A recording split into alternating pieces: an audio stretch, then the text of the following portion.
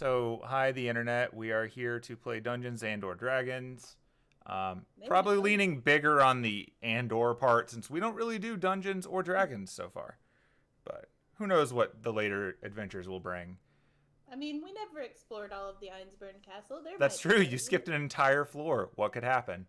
Um, it's fine. Don't worry about it. We don't know Um, what it goes into. Hmm. there's no telling what happened there, or what'll be waiting for you when you get back. You've got other Hey. concerns because you're in Paris and meeting friends Hmm. And making friends. and making friends. Hmm. So yeah, just as a pretty quick recap, you've come to Paris because you're going to be uh, participating in an event run by Arsene Lupin VII, who, from a long line of celebrated mage or mage adjacent thieves, has acquired a lot of items from important people throughout the world and has decided, it's probably retirement time. Maybe stop doing that. And by extension of that, maybe let's give some of that stuff back. So, as such, invites went out to people who had things taken from them over time, and your good friend Kwaku, who's currently building a golem to specifically Penelope's specifications, uh, uh, was given an opportunity to retrieve essentially what would have been a family heirloom. It's a kimono that belonged to his mother that was taken or essentially lost when they fled Japan over 100 years ago. It's been a while. And as the rightful inheritor of it, it would be due to him. He can't go get it while he's making this golem. So the two of you agreed to go get it on his behalf using his invitation. Separate to that, Penelope set up an agreement through her manager to actually perform at this event because Lupin's going to party. He might as well be a star. So you do that.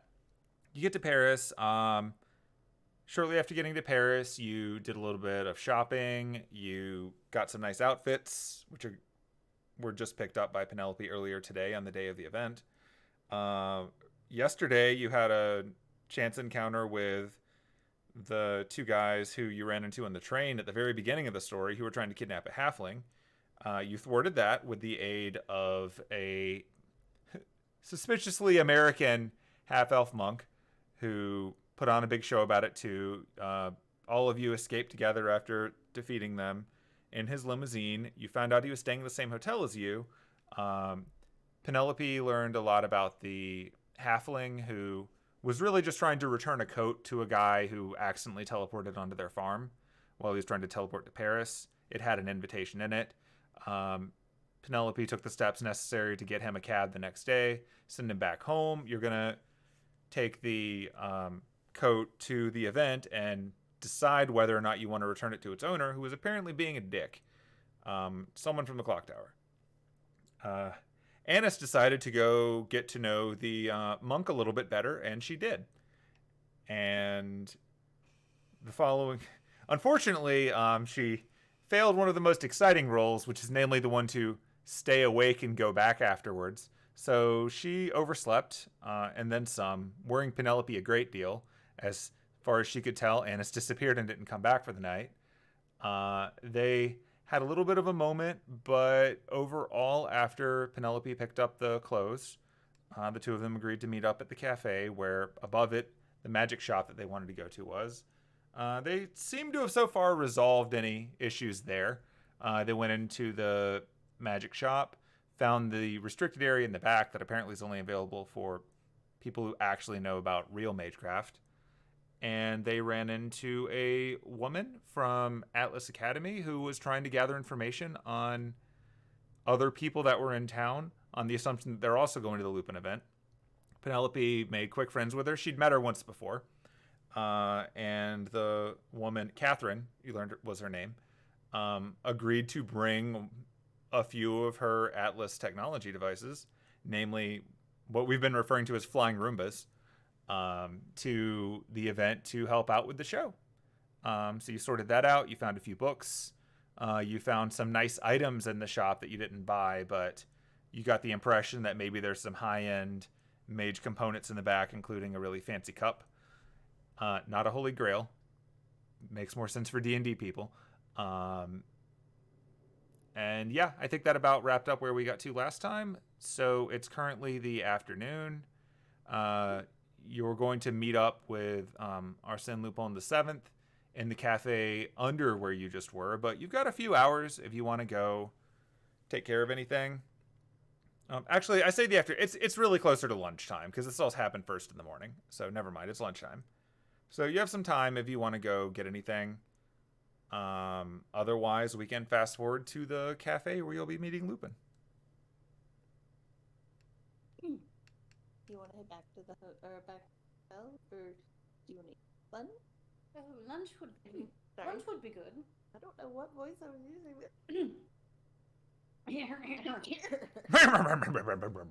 Lunch would be quite good. I'm very keen to try some of the pastries here. I've heard they're divine. Yeah, we can eat here, and then we can get a scope of the land before this meeting. Sounds good to me. Okay. So where are you going to eat? Downstairs in the cafe. That's fair. All Maybe right. we can look for some souvenirs to take back to Echo and Kwaku. That's a good idea. It's a Jim has cafe. forgotten the name of Cowboy Andy. Gunter? And Gunta. Oh, boy. Yeah, I know. Picture. Yeah, I know. I mean, that's understandable. That is a fair assumption. Okay, then yeah, you can go downstairs. And just because I already have a map of it, we'll just use that. Hey. Let it be the fun reminder that not all maps mean combat. Sometimes they're just nice to have. I mean, This could be cafe combat. You never know. That's up to the two of you. not with that attitude. Your tokens are on it, so I believe you are free to walk around. Let's go fight the counter. Specifically the counters. I mean, the counter does have delicious sweets in it. I'm walking up to the counter and looking into the case. Sure. So, like, as you can kind of tell from the image here, you've got a variety. Like, this is an abstraction, but the right third of it is a lot of really tasty-looking fruit-based treats. Some tarts, some little glassware with fruit in it, some parfait type things. You get the impression that these things here are cute, but they'll actually make what you want for you. You don't have to just settle for what's in the case. Also in there's a variety of cheesecakes, more normal cakes, like, baked sweet goods. And then on the far end, there's a variety of breads of both sweet and savory varieties. So there's a lot going on. All right. And then I'm going to go over to the other side of the counter around the case. And just be like, hello? I don't remember if I have disguise self on. I don't. Nope. Whoops. Oh well. I mean, No, wait. I think you did cast it Did I? upstairs. No, because I had her just like. Or maybe I think your disguised self was the night before when you were walking around. you had to pick up the outfits, or was that? That's true. You did go picking up items. I did. Although the items you got were sized for the two of you in real life, not your disguise. Yeah. So it's up to you whether or not you wanted to disguise yourself. I'm gonna say that I did do disguise. Okay. So you're a Penelope, but like a foot taller? Yep. Okay, so you are now a 5 foot tall Penelope. Yep. Awesome. In that case, she can absolutely see you. Yay. She could have probably seen you at 4, but you're a little less standouty. So first she addresses you in French and pauses for a second. And then she immediately repeats it in English. Yes, how can I help you? Yeah, hi, what is the special today? Oh, today we have And then she sort of walks away for a second, and she pulls out a tray that's under the display case. And it kind of reminds you of going to like a fancy restaurant where they just bring you all the dessert on a tray, so you can just pick one right there for the power of maximum impulse. And she brings you a tray that is absolutely covered with this very flaky looking pastry that has, depending on which one you look at on the tray, they've got a variety of different cream toppings. Like some of them look more chocolate moussey, some of them look more vanilla. You can sort of tell from the smell that some of them are like, more hazelnut.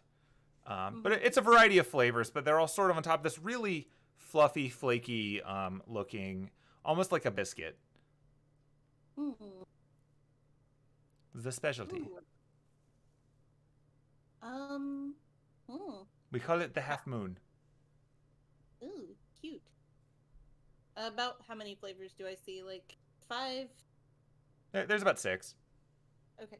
And are they like big or are they like smaller? They're not too big. They're about the same size as you would get if you went into a Starbucks and got a pastries there. Like they're not huge American sizes, but they're pretty big for what they are. I'll take one of each. Very good, very good. For here, or are you taking it with you? We're gonna eat here. Very good. All right, so she pulls out a similar platter to the one that she showed you there.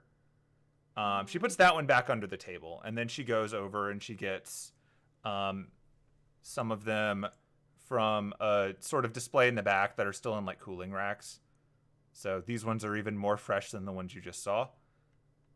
She puts one of each on a nice silver-looking platter for you. You can tell this is a little bit high-end for the generally laid-back aesthetic of the room. And then she asks you, would you like anything else? Would you like a drink? Yeah, sure. Can I get a coffee as well? Of course. How do you like it? Just like a little bit of cream and a little bit of sugar. Very good, very good. Okay, so she rings that up for you at a register that you can't see in here, but I promise exists. And I will get the coffee now. And then she, instead of getting it herself, goes over, says something to that other guy, then comes back to accept your money. And he gets to work in full barista mode back here. Sweet. I hand her the money. Hooray! Yay!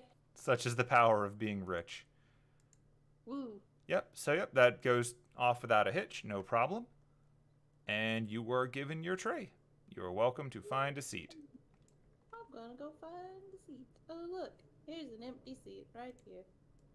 I'm kind of sitting between the seats. Let me adjust that for you.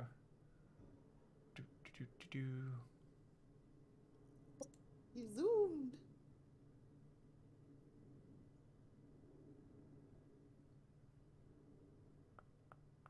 You'd be like, yeah, good enough.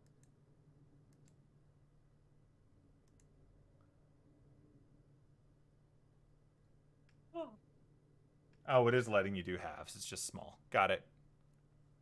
Tell you what, I will just turn off the locking, and then you can sit wherever you want. Woohoo! I'm gonna sit on the table. There you go. Oh my gosh. Okay. Yeah, it's not usually here we go. something I turn off, but we can do that. Hooray. Okay. I'm literally sitting in the seat. All right. Is Anise about to order something? Yes.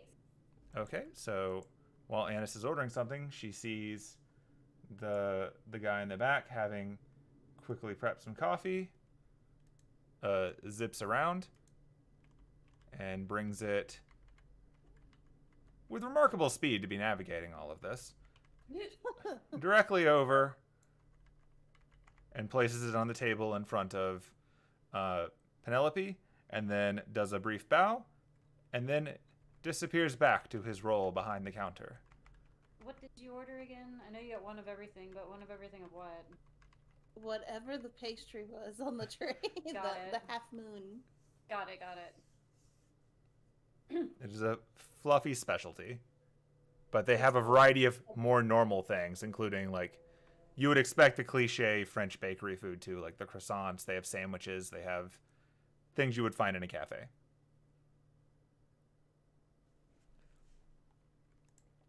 Yes, madame, how can we help you? Since you walked in together, she's already assuming you speak English.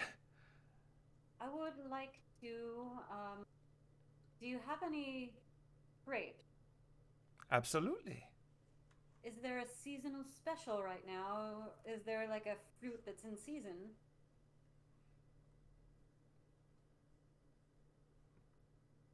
Of course, of course. It is currently, of course, spring, so we have a wide variety. And so, similar to before, she brings you a few options on a different tray of crepes. You can see a number of fruits that you being like, you know, someone who actually knows a great deal more about this than she does, realize that while there are certainly some things there that are in season, others are things that have probably weren't grown seasonally. They might have been greenhouse stuff. They all look fresh though, but you've got a good variety. Since I probably know more, I don't know that I've necessarily studied like local French fruits, but can I roll like a nature check? Yeah. Something to see if I know what's in season. Sure.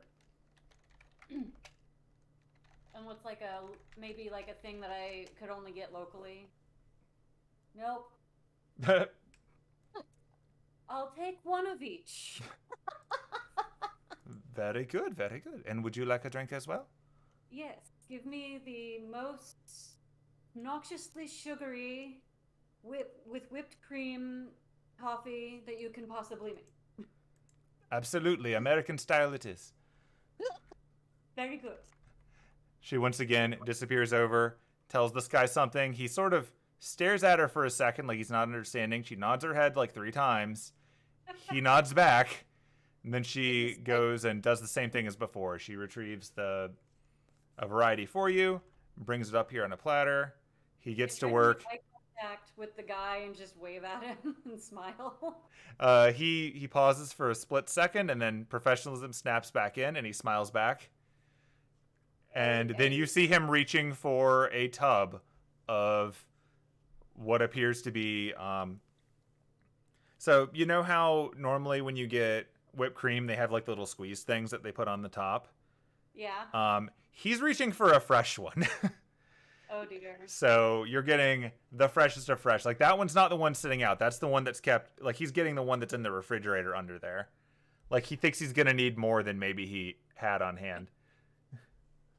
I of course pay, and I leave a hefty tip, and I say, make sure the gentleman preparing the coffee also gets some of this tip. Don't mind. Of course, he will absolutely appreciate that. Thank you. Cool. I Your pay. gratuity is appreciated, and he will bring it out to you momentarily. I pay. I take my pastry, my crepes. Yeah. I'm It's kind of fun just to glide around, isn't it? Yeah. I'm not actually doing that. Anise, please. That's what she's gonna do after she gets the sugar. When he's invisible, he was outside, but I guess in coming back down to the cafe, I would have made sure that Hemlock made it inside the cafe. Ooh, Yeah. Excuse me. And he's invisible, and he's probably hanging out like about right here. Yeah. It's gonna go round. Oh, yeah. He's inevitably standing on the table. Oh yeah, of course. Okay, so what he brings out to you is it's a larger cup than you expected. Oh dear.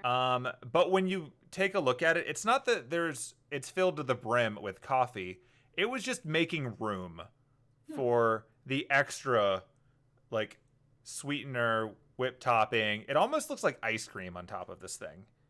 Excellent. But it does look very good, and it smells like you can smell it. Like when someone pops open like a tub of Cool Whip and you can have that sugar smell in the air. That's what happens. It wafts right by Penelope as, he walked it over. Can we say he probably Ooh. took like caramel and like chocolate sauce and drizzled some of that over the top? Oh, yeah, absolutely. Like this is Candy Mountain almost. Basically. Yeah. Like it's done in a spiral pattern around it. So like Excellent. somehow when he did this, he piled it up toward the middle, but he did like you kind of imagine to do this, he would have had to squeeze both of them at once and spin it on a lazy Susan to actually get it to do this without crossing. Amazing. Oh my god. I have the insane urge to take a picture of this, and I don't know why. I mean, Valid, it's beautiful. She kind of like fumbles. Hang on, with her phone. Technology roll. I was about to say, yeah, I have that. Oh. Almost a 19. So she doesn't manage to get a picture of the coffee at all. It's all the floor, her lap, like her, and Penelope's just watching. As you're just trying to take pictures. Somehow she ends up accidentally dialing Penelope's phone. No, stop. Oh, sorry, I'm still getting used to this blasted. The guy who brought it to you nods politely as he sees you doing this, and then he magically recedes away. Oh my god, Anise, what did you order? The most obnoxiously sugary drink they could possibly make. It looks amazing. And I just like start digging in, drinking. Yeah, so you'll notice that now that you're actually taking a look at it beyond the thing itself, there actually is one of those really, really long spoons next to it, similar to like when you get a milkshake that's in the big containers. Mm-hmm. You didn't ask for one, but he seemed to have a hunch that you might want it. Cool. So yeah, Anise just starts digging in. I'm happy to report that yes, it is delicious. It's as delicious as it looks. Would you like to try? Yes, please. Oh my god. Do we perhaps need to get another spoon? I mean, I think I've got a spoon. She just pulls out the regular spoon. That's, I guess, with the stuff. No, Yeah. Would she have had a spoon? I don't know. She has a spoon. She has Hooray. a spoon. It's D&D. It's D&D. She's got a spoon. I mean, the depending on what kind of cafe this is, there may have already been utensils. Yeah. Like rolled Yeah. up in a napkin. Yeah, she just takes a spoon and like. You've got a normal spoon. It's just not a crazy long spoon. And she just scoops a little bit, not like an absurd like glop, just like a smidge, and then samples it. Oh my god, you're gonna be vibrating through the roof. She just like there's probably also a straw to actually drink the coffee, so she sips coffee. Ah. I love Hemlock rotating on the table there. Anise eats most of a crepe and gives the rest to Hemlock. That's fair. And Penelope's like sampling each one of the little half moons and offers it to Anise as well. It's like, you want to try some? Yes, and Anise offers some of the crepes as well. Yeah. They're just trading pastries back and forth, giving some to Hemlock. Yep. The other customers are seeing food go into thin air and disappear if they're paying attention. Yeah, roll perception. Oh dear. I'm also gonna roll. Oh my god, why can't I roll? Oh, Why can't I roll high? Anise is so just enraptured by the coffee and the crepes. They're very good. Oh. Okay. So yeah, Anise, you don't notice anyone paying any particular attention to you. Penelope, you don't notice anyone in particular paying attention to you. Everyone's caught up in their own whatever, their own conversations. The woman at the table just above you, sitting there by herself, is reading a book.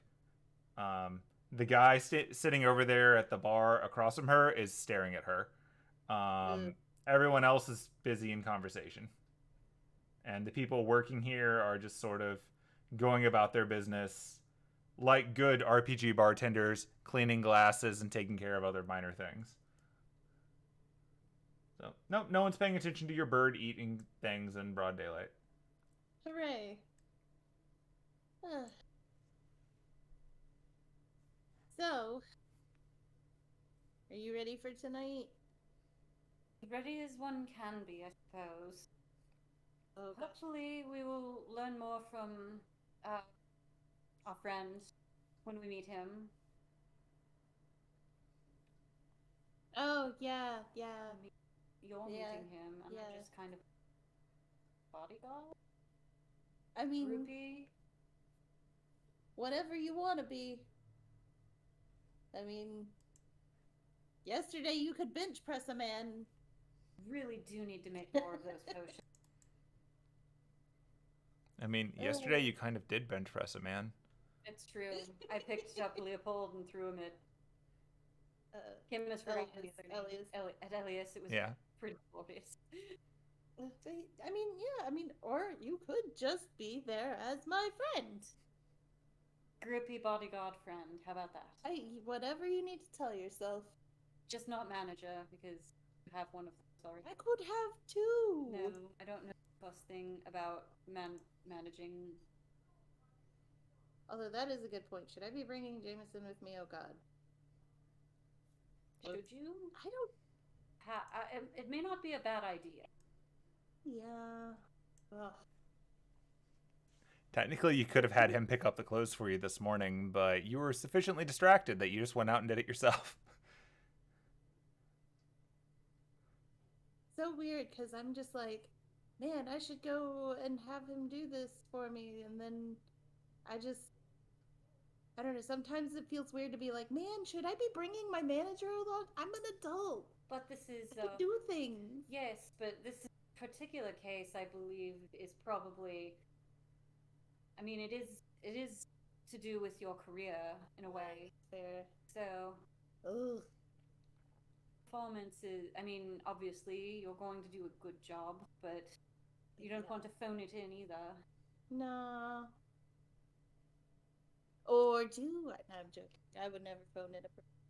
Have you... I don't know that I can. Have you thought about your set list? Sure you have. I mean, yeah.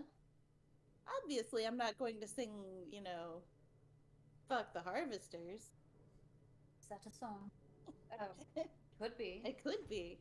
Just not one that I should probably sing at this gig. Depends on the company. I mean, true. But no, I've got a few songs picked out. And we'll just have to see what happens. Indeed. Maybe Mr. Our friend will have requests. Yeah, yeah, that would be nice. And then I'm gonna try, so I had written a couple of songs in that, week when I went home. Mm-hmm. So I'm gonna do a couple of those. Yeah. I've never played them anywhere, obviously, so it's gonna be a nice little test run, kind of, Ugh. Quite. But also, it's gonna be really weird, because, we're gonna have people from the Mages Association there, church there, and I just, ugh. Doesn't always make for a really good crowd. I will do my best to be your hype man. I will cheer loudly, even if I am the only one in the room doing it. Okay. Thanks. I will find a lighter and I will hold it up. Ooh. I appreciate your service.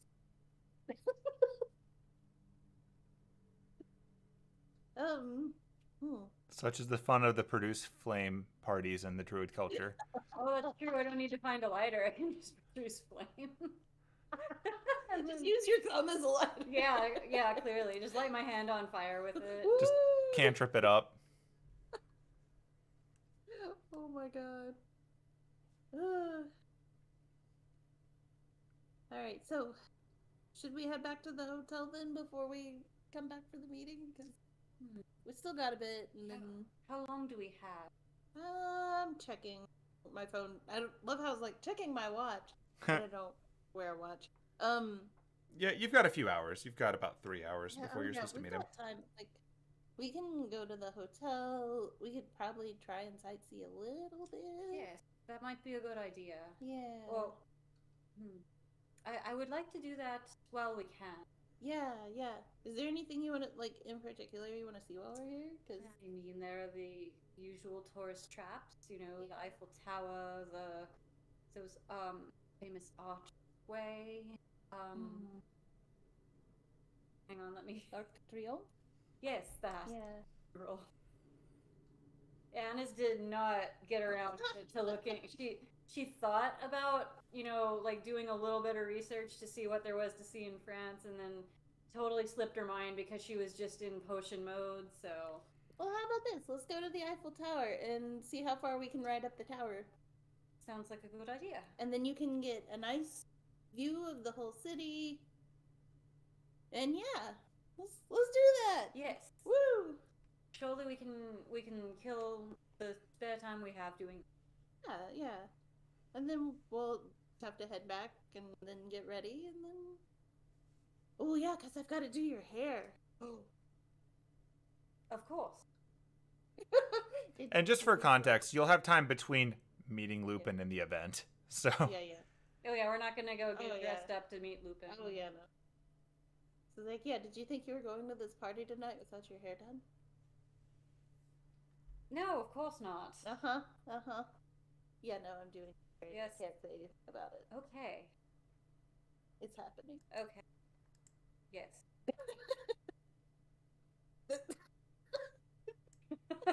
Yes, Hemlock? I just offer him the, like, bits of leftover pastries that we have, I guess, if he hasn't already eaten them. Is he getting smaller? Yeah. Yeah. Like the token or the bird? The token. It's because I keep forgetting which button rotates him. That's all. Okay. That's not like it actually happening. I just keep forgetting which shortcut does that. Oh, jeez. Alright, so I think we're good to go. Right? Yeah. Alright, we're good to head out to the Eiffel Tower. Okay, are you carrying around the clothes that you just picked up? Oh, shit, yeah. We should probably drop these off first. And then head there. Okay. I It's don't on know. the way. It's not a detour. I'm just making sure that we're cognizant that you're currently carrying around clothes for 2 people and some books you just bought. Alright, so yeah, we're gonna go drop this stuff off. No problem. You successfully do so. Yay! Hooray. All right. Boom, it disappeared. Oh, the cafe is gone. Ooh. Only the memory of the cafe remains. Which shows you a little bit better angle, actually, on the variety of different cake-type things that were in that case, too. Hey. Good job, photo. All right. So, yeah, suffice it to say, it's not that hard to find the big landmarks of Paris. Like, for starters, while it is a capital city, it's also a European city, and it's very old. So, Paris is certainly not small, but it's very easy to navigate as a tourist because that's kind of how it works.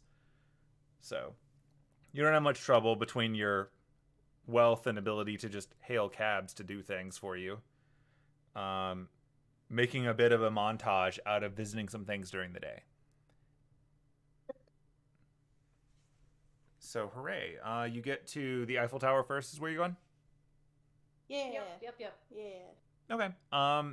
So you get to the Eiffel Tower. Like, having not been to Paris, it's quite possible I'm just going to be wrong about some things. Disclaimer for the internet. I know about as much as Anise does. Right. So like, you get to the Eiffel Tower. You know, it's obviously cool looking. You want to go up it. That's fine. You find a line, first of all. Yeah, I figured. There's a line. There's apparently a ticketing system going on. You have to go through a metal detector. But should you decide that you want to maybe get ahead in this line, you certainly have resources at your disposal. Otherwise, you can just stand in the line. You can just be normal tourists. That's up to you. Don't think we should draw attention. Yeah, probably not. That seems. I'm okay waiting in a line. Yeah, and then if That's if a we nice- get bored, then we can probably move up in the line. But It's a nice day. yeah. So when he's invisible, can I see where Hemlock is? Or No, he's invisible to you two. Although usually when he's invisible, he's like perched on your shoulder, so you can just feel that he's there. You can Gotcha. alternatively shift your sight to his eyes to figure out where he is. That doesn't I was take just thinking, a it would limited be funny to resource. watch it would be funny to watch him go around stealing food from unsuspecting tourists. I mean, he's doing that. I'm just not watching him do it. Oh, yeah. Like, essentially, if he's running around grabbing stuff. So, like, if he interacts with something, he temporarily appears again. That's why he became kind of visible whenever you usually see him, like, grabbing hot dogs and stuff. Just due to the normal rules of how invisibility works. Technically, eating something counts as an attack. So... Fair. He just usually, well, you can like pick up a thing and it's fine, but anything that would recall the equivalent of an attack action breaks invisibility, he just recasts it instantly. So he sort of flickers in there like a predator for a second as he eats. So like when he was eating in the cafe, like he was occasionally like flickering in for like a third of a second every time he did the little like bird bite, but no one was paying attention, so it didn't really matter. But yeah, like you can absolutely, while you're standing in line and not moving much, shift your perception to your bird. And as I'm sure you're familiar just from Critical Role and other things, obviously when you're looking through your familiar, you don't see or hear anything yourself, but you can still feel things. You can still talk. Your just perceptions are being replaced by what your bird can see and hear. I think I'm probably doing that just to get used to being in that mode, basically. Yeah, totally. So like when you do that, like obviously like just standing there, occasionally Penelope probably has to like poke you, which is your sign to step forward. And you're welcome to do so while you can't see or hear. Mm-hmm. And it's up to Penelope to decide whether or not she abuses this power. I think the first time it happens, she doesn't quite notice, and then just kind of turns around and notices that Anise is not standing there, and just like, oh, hey. Yeah, the first time there's another tourist in line behind who's getting irate at Anise, who is blatantly ignoring her. You have encountered tourist Karen, who's angry that you're not walking up as soon as possible. So from Hemlock's perspective, looking down at me, I'm doing this to practice seeing, moving myself, but seeing it happen from a weird angle, basically. Like remote driving yourself, yeah. Oh, apologies, and step forward. Yeah. I don't really know how to reflect that with rolls. Since there's no stakes right now, we'll say you just do it. Yeah, that's what I was figuring. Like, if you're in combat trying to do this, like someone's attacking you while you're, like, zoned out, then it would probably involve a check of some kind. We'll just figure out what it is on the circumstances. Yeah. Because I don't think D&D bothered to articulate that. Probably not. Like, my guess would be if someone's attacking you or something, then it's just, like, your AC's impaired. But if you're trying to, like, run in a straight line, I'm not going to make you do a check because you can close your eyes and run in a straight line. Like, that's just a thing. You just might not be able to react to anything since you won't see it from that perspective, so you might trip. But for right now, you're standing in line and walking forward, no problem. Looking at things through your bird's eyes is certainly interesting, though, because, one, it's that weird thing, like when you're trying to do the reverse of an action while you're staring in a mirror. Like, I guess the most modern 21st century equivalent would be like when you're trying to cut your own hair during, let's say, a pandemic. And, like, you have to remember, closer is not actually closer, it's farther. Yeah. And you're just fighting your own muscle memory. Like, it's that. Do you want help? Like, do So- you need to hold my hand or something? She Like, doesn't I hear can't you unless do- she's back I in her can't head. do work here unless Hemlock is hearing shoot. you, right? I've explained this to you, though. Yeah, Yeah. that occurs to me after I have said that. Mhm. It's like, oh shit. Does Anise have a default expression that she goes to when she can't see and hear? Just kind of a blank face. Okay. Resting bitch face. How long have we been in line for? At this point, it's been about 30 minutes, and you've actually made a decent amount of progress. Like you'll be there within another like 20. An hour wait isn't too bad, all things considered. You're kind of there during the day, which helps a little bit. There's only one problem. Disguise self only lasts an hour. Yeah, buddy. And you probably just can't recast it. I mean, I could, but it is an actual like spell that I would have to rest to get back, Let's and not a cantrip. So let's say if you really need to get my attention, you would grab my hand and like squeeze it 3 times. So. Yeah. Okay. And I have occasionally been coming back out of bird vision Bird vision. just to make sure everything's still going okay.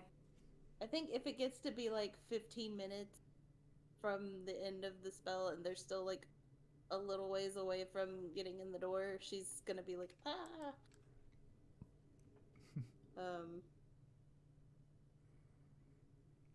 So yeah, how blah, blah, blah. How are we gonna figure that out? Like, how are you going to resolve that? Yeah.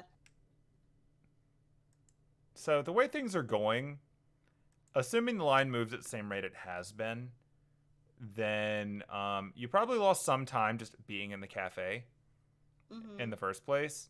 So for now, like, you're probably going to be running out pretty soon, like before you get there. Now, like I said before, since we're abstracting out the concept of long rest for this kind of setting, since you don't just sit in a wagon for a day's travel, in the present, I'm not doing you can only do one long rest a day. You just can't do them on a whim. So, like, you're going to have enough time between meeting Lupin and getting to the thing to get your spells back. Like, even if you're doing hair or whatnot, like, the modern world is a lot more easy to rest in than the classic one. Like, if you're in the middle of doing stuff that's on the clock, you're getting short rest. If you have, like, literally sitting in a hotel room, it's easier to work in a long rest. Cool. Then I guess whenever the hour is closed up, she'll recast minor illusion, or not minor Disguise self. Disguise self. Yeah. Sorry, I was looking at the sheet and going, "Ah, yes, there's minor illusion. It's right there in front of me." No, not what I wanted. That's fair. So yeah, in order to cast it, it's just got verbal and somatic components. So at some point, you're gonna have to do some mumble, mumble, mumble, and move your hands around a bit. Or in your case, as a bard, I guess you have to play music. She's just gonna like hum to herself, I guess. Yeah, you can do that. Yeah. Like, there's no material component, so I'm not gonna make you use an instrument. You just have to do something. Yeah. So she's just gonna like hum to herself, so that she can recast disguise self. Okay. Like, I hope nobody's looking at right now, and then just there. She recasts. That's fair. Yeah, no problem. You successfully hum, and are you just gonna keep the exact same disguise? Yeah. Okay. Yep, you managed to renew it because it is not the kind of thing that has to blip out. Also, it would be really weird if an entirely different disguise was in the middle of Right. the line. Mostly I wanted to make sure it wasn't a concentration spell, Nah. because you have to break concentration to recast a concentration spell, which is why fly is a death trap. Like, if your fly duration runs out, you are going to fall to the ground before you can recast it. And if you try to stop early, you're going to fall to the ground before you can recast it. 5e does not want anyone cheesing fly. But yeah, you do so no problem. Woohoo! And then you successfully make it in. They're going to make you walk through a metal detector. Are any of you carrying anything where that might go off? Don't think so. Let me look at my. Yeah, I'm like, what did I bring with me? I don't believe you're carrying grenades, at least. Yeah. I mean, unless it's like a super high-powered metal detector, I don't think it's gonna detect the kazoo or the microphone. I don't think Anise brought anything as far as like battle stuff. I think she probably just has money. Right. So essentially, they just give you the little dish, and you can put things in it and go through like at an airport or anywhere else. So like you might have to put your kazoo and your microphone in a little tray, but They're like, why is this in here? so I think you're gonna appreciate the fact that you're not in an airport, because if you went through an airport thing, your scan would show you as your bones being significantly lower than your body. True, oh god. But it's just a metal detector, so you're fine. Wow, the TSA and mages really have a thing. Huh. But yeah, you make it through no problem, and you do get to elevator your way up. I have not done research to see if you can go all the way to the top of the Eiffel Tower at this point in time. I know for a while there you couldn't, but in the world of Type Moon, we'll say you can, and you did. Yay! And it is a very pretty view on a nice day. Do you bring your bird up with you on the inside or the outside? I let him fly up the outside. Okay. So yeah, so you get up there, and you have similar but in certain ways different experiences. So for Penelope, you get to see the majesty of Paris from a high point, looking around. It's it's huge. It is beautiful. Like it's the iconic postcardy picture, except for the fact that you're standing on what's usually in the postcard, so it's not in your view. It's a bit crowded. You have to sidestep people a little bit because you can't have anyone bumping into you when you have an illusion going on. But you manage to do so pretty well. You get a nice view. Anise, looking out, sees a city with all of her feelings about modern cities. But also, Anise is kind of spoiled for this a little bit, because in the hour waiting to get up here, she kind of saw a lot of the Paris skyline via a bird. That's true. The difference is now you're seeing it in color. Hooray! So it's still an improvement. It's just a little different. Penelope sees the center of the entertainment world for France, and Anna sees France. Fun fact I just looked up. Apparently there are 5 elevators. No, 7 elevators on the Eiffel Tower. Really? Huh. That's more than I thought. Yeah, and apparently there's a restaurant on top of the Eiffel Tower. Oh, that's interesting.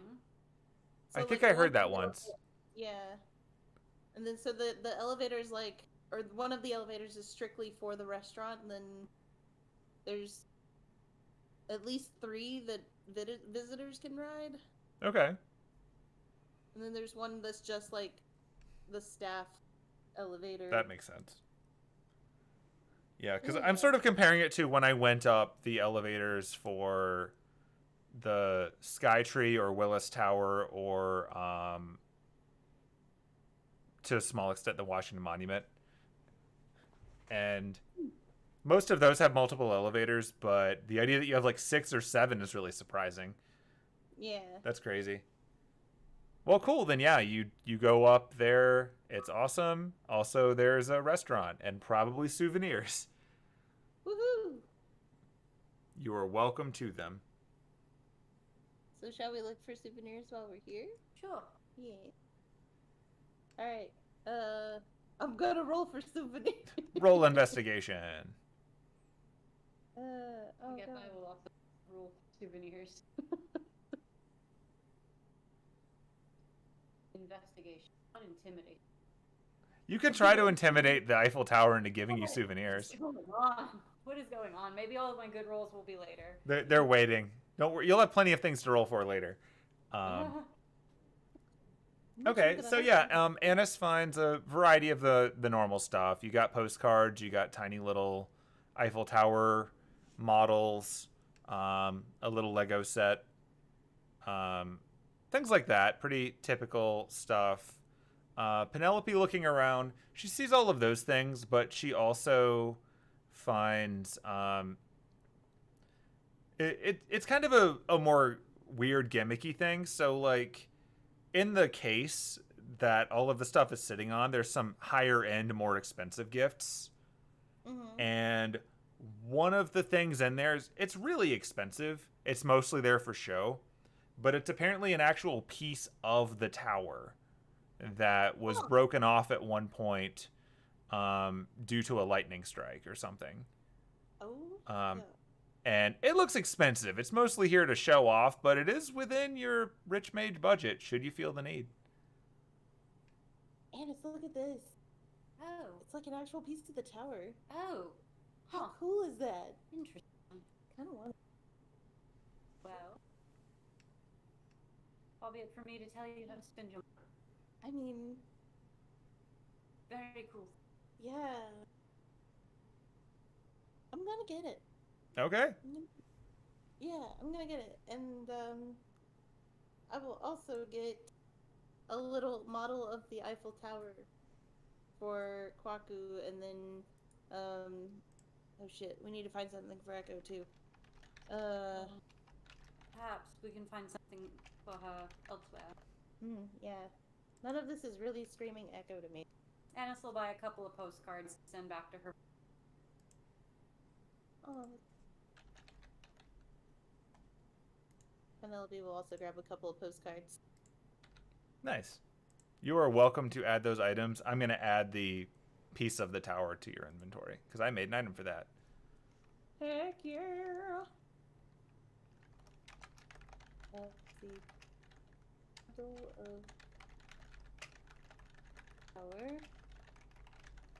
And I will buy. Oh god, how many postcards do I want? 7. No.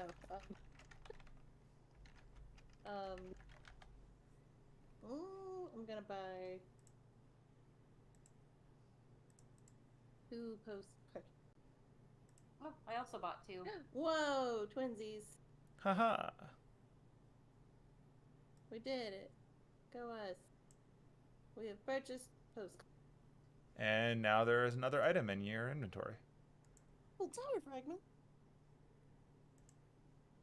Complete with certificate of authenticity. Something about this metal feels more significance in the hands of a mage. Interesting.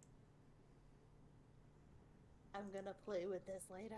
Possibly detect magic when you need it. Anise, fine. I can figure this out in a little bit. Okay. That one. That was not in character. Shit, sorry, ignore me. A voice just comes down from the heaven.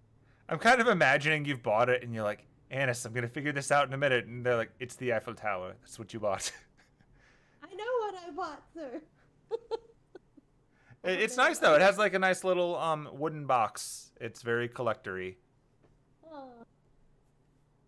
And when you buy it, everyone claps for you, like tiny little golf claps.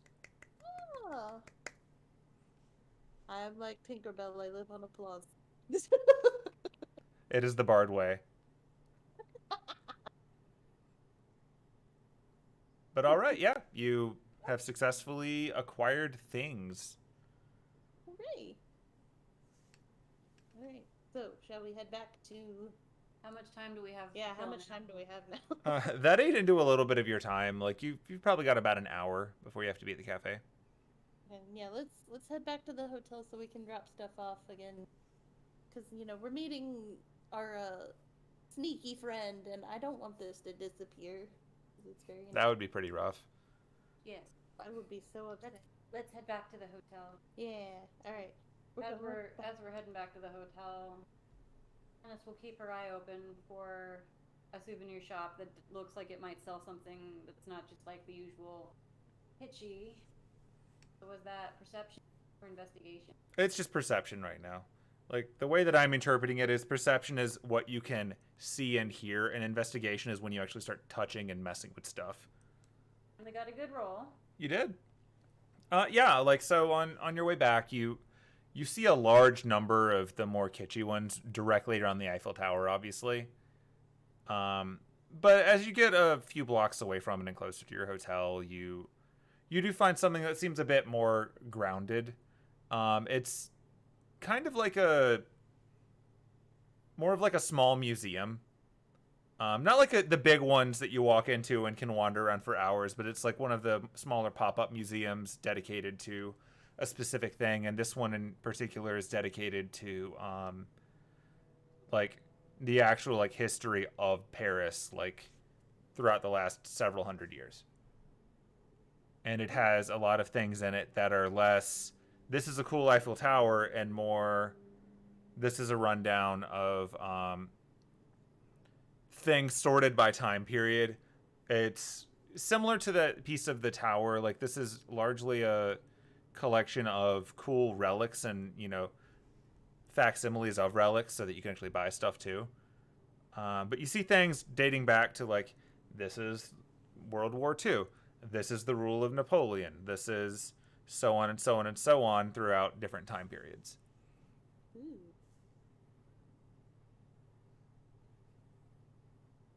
See if I have prepared. Taking a while because of all the beast shape. I do have detect magic prepared. Cool. I'm gonna cast that. Okay. Just on the stuff in the shop. Yeah. 30 feet around me. Cool. Okay. So casting that, when you do that, you don't really sense anything magic, but instead what you're sensing, similar to what Penelope was describing when she was holding that piece of the Eiffel Tower, you sense more significance, more weight to things. Like things that are historical, things that have more of a story to them, are more important than other things, like fleeting things that won't matter long term. This is sort of the principle that heroic spirits are built on.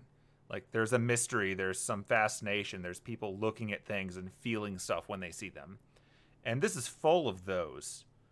They're not strictly you pick it up and it does a thing, so much as these are things that have some resonance to them and could perhaps be used through magecraft for other purposes. Like they fulfill the conditions necessary as material components for spells, or possibly catalysts if you're looking to summon something, depending on what you're trying to summon.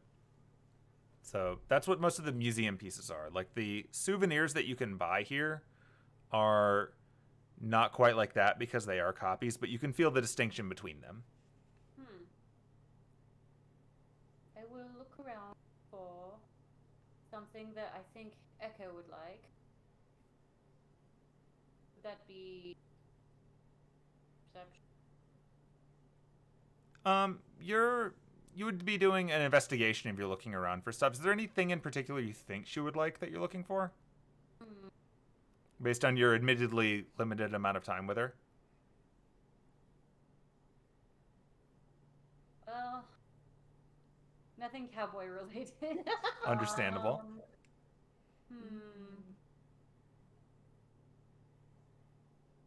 Maybe some kind of a book? Maybe something.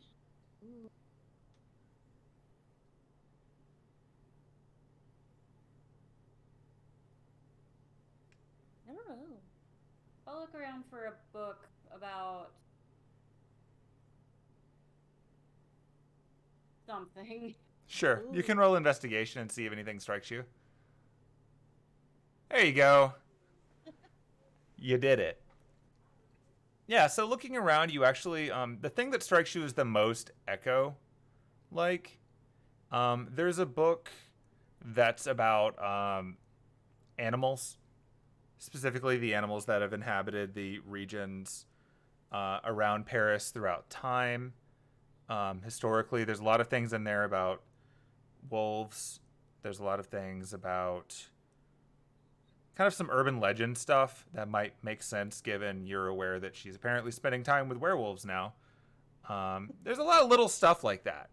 And this is a lot of pictures, which might be more like illustrations, not like modern illustrations, but like illustrations taken at the time by artists trying to catalog the wildlife of Europe. It's not just restricted to specifically the Paris region, but like France, Germany, surrounding countries.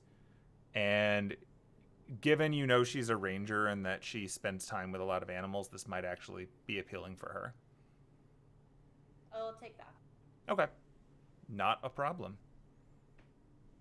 One thing that you notice as a druid also looking at this is that these illustrations of animals, even though the book itself is, obviously mass produced, the art in them feels a little more significant than modern illustrations because, again, there's a history to the image. So your detecting magic is not quite operating the way you thought it would, but it's an interesting application of it that makes more sense in the Magecraft world.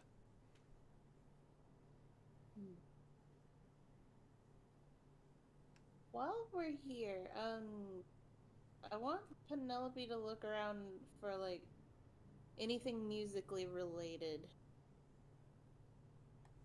Anything like in this museum? Yeah. Okay. You can also do some investigating. Heck yeah. Woo! That would be 17 for a 20. Nice. Yeah.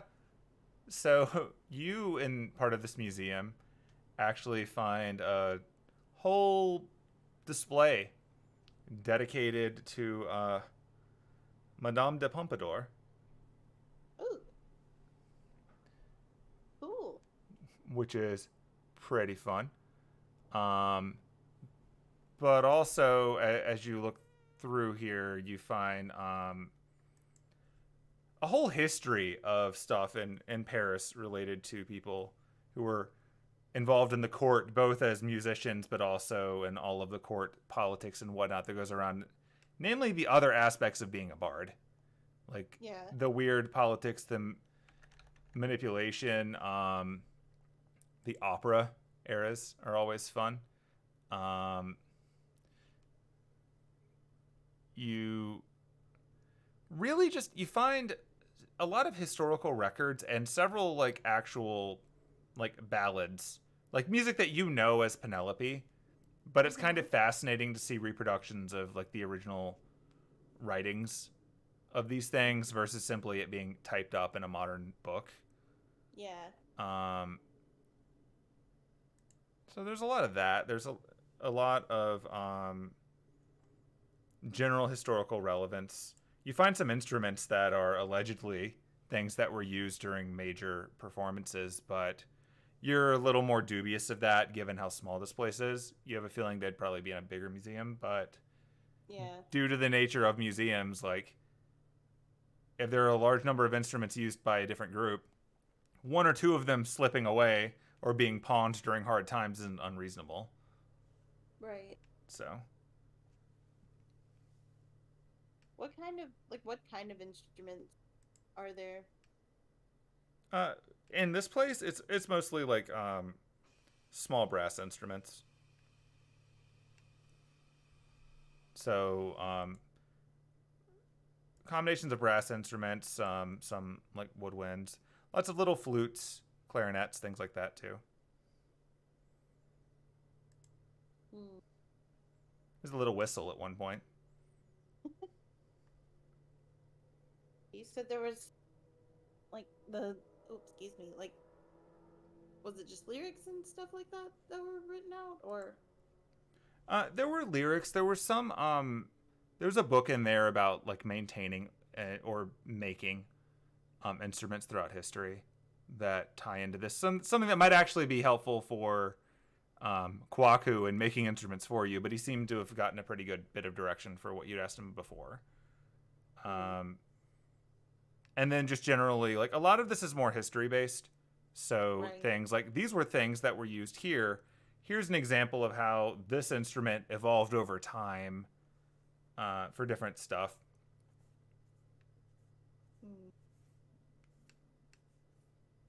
You said there was something about the opera, or Oh yeah, there's lots of stuff about the opera, including I can never pronounce her name correctly. Um, I'm just gonna ask Wikipedia to tell me how to do this.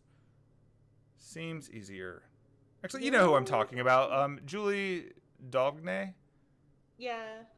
I can never pronounce her name correctly, and I know I can't. So, if anyone can correct me, by all means do so. There's a big section on her because she was important for politics. Obviously, she's important in Paris. The opera lady who was also a sword duelist who, in pretty much every possible way, kicked ass and died young. There's a lot of stuff on her. She's kind of the face of opera for a bit. All right, what do we got on her? Like in this place? Yeah. Yeah, so you've got several books, several biographies about her. You've got on the display that you have for her, there actually is it appears to be like at the centerpiece for all of this is a kind of, it's like a broken sword. Like, you got the impression it was probably intact at the time, but over the last few hundred years something happened to it. But it's allegedly a sword that she used in a duel to kill 3 guys. Oh, cool. So that's pretty cool. It is not for sale, obviously. No. But it is in this little museum bit. But yeah, past that, there's a few things that were allegedly remnants of outfits that she wore. There's a neat hat that has what probably isn't the original feather sticking in it. It's more like it's been repaired at points. Yeah. It's pretty neat to look at, though.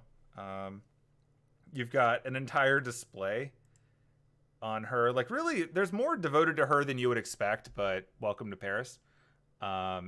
There's this display, like, in a kid's museum where you can rotate it.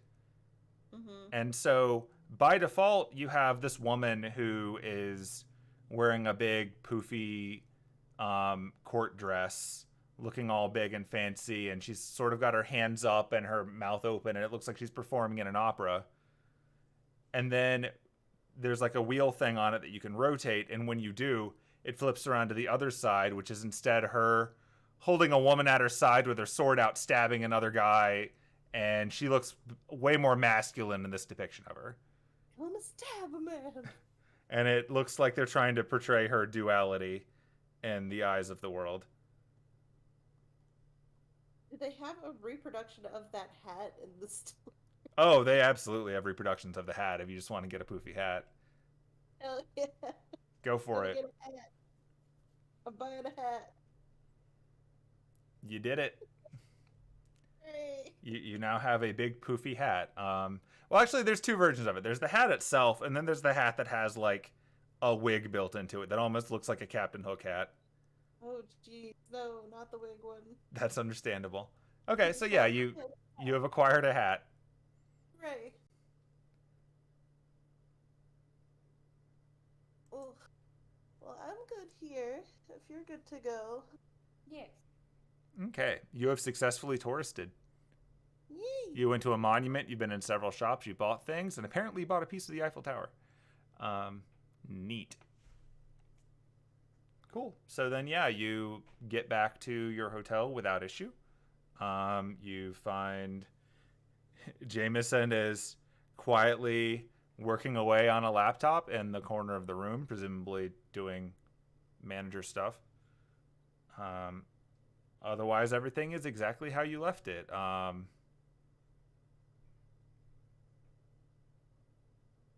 Yeah, because Anise did come back eventually and get changed. So yeah, it's exactly the way it was when Anise left.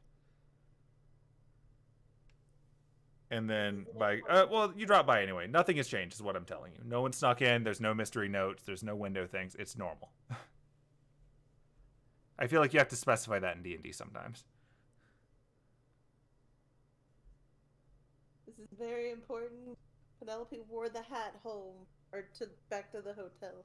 Naturally. Actually, I'm going to warn you. If Penelope's wearing the hat back, it's going to be sticking out of your bust. Oh no!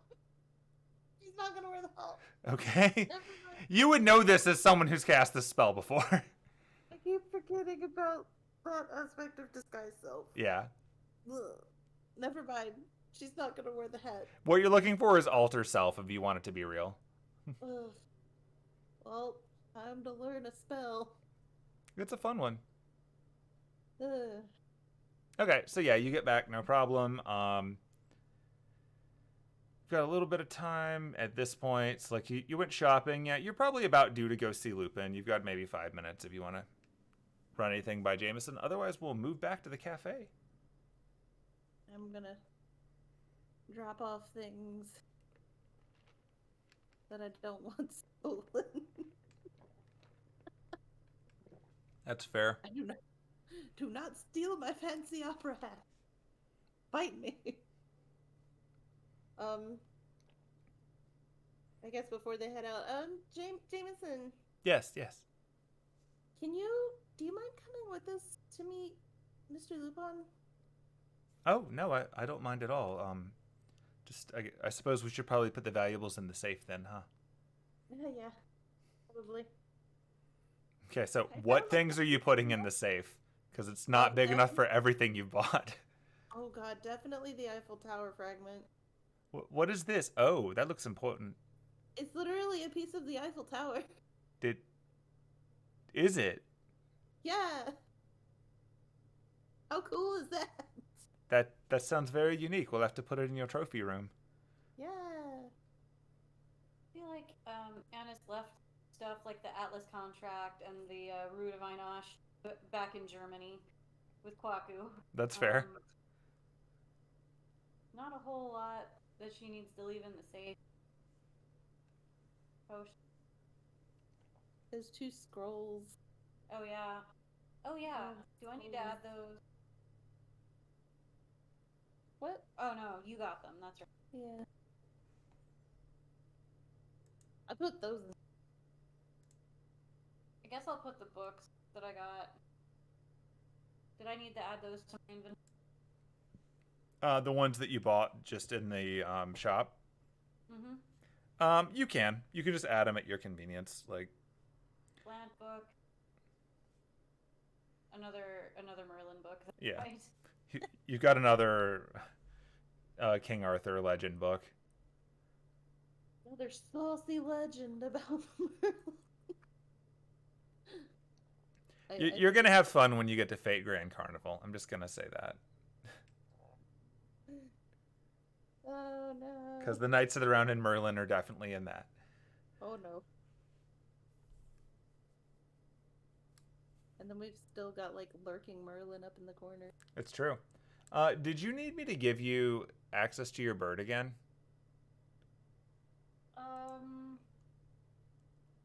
It says you own both characters, so I assume you can pull up your bird off your shortcut, but if not, just let me know.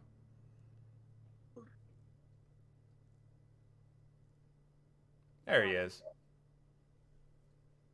He's all tiny.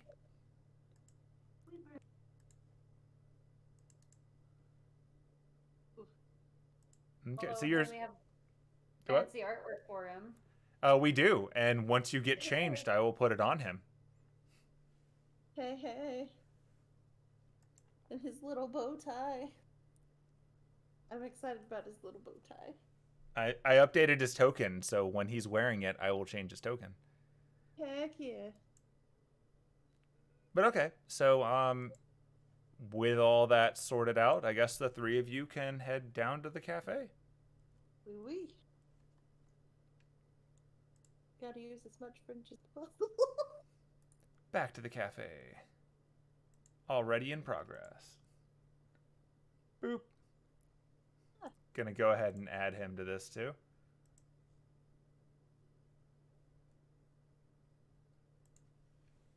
Oh hey, look, we ended up in the same seats. So while I dig that out, so you're going down, you're walking in the cafe. By all means, do an intelligence check for each of you. Oh no. No. Feel like we're forgetting something.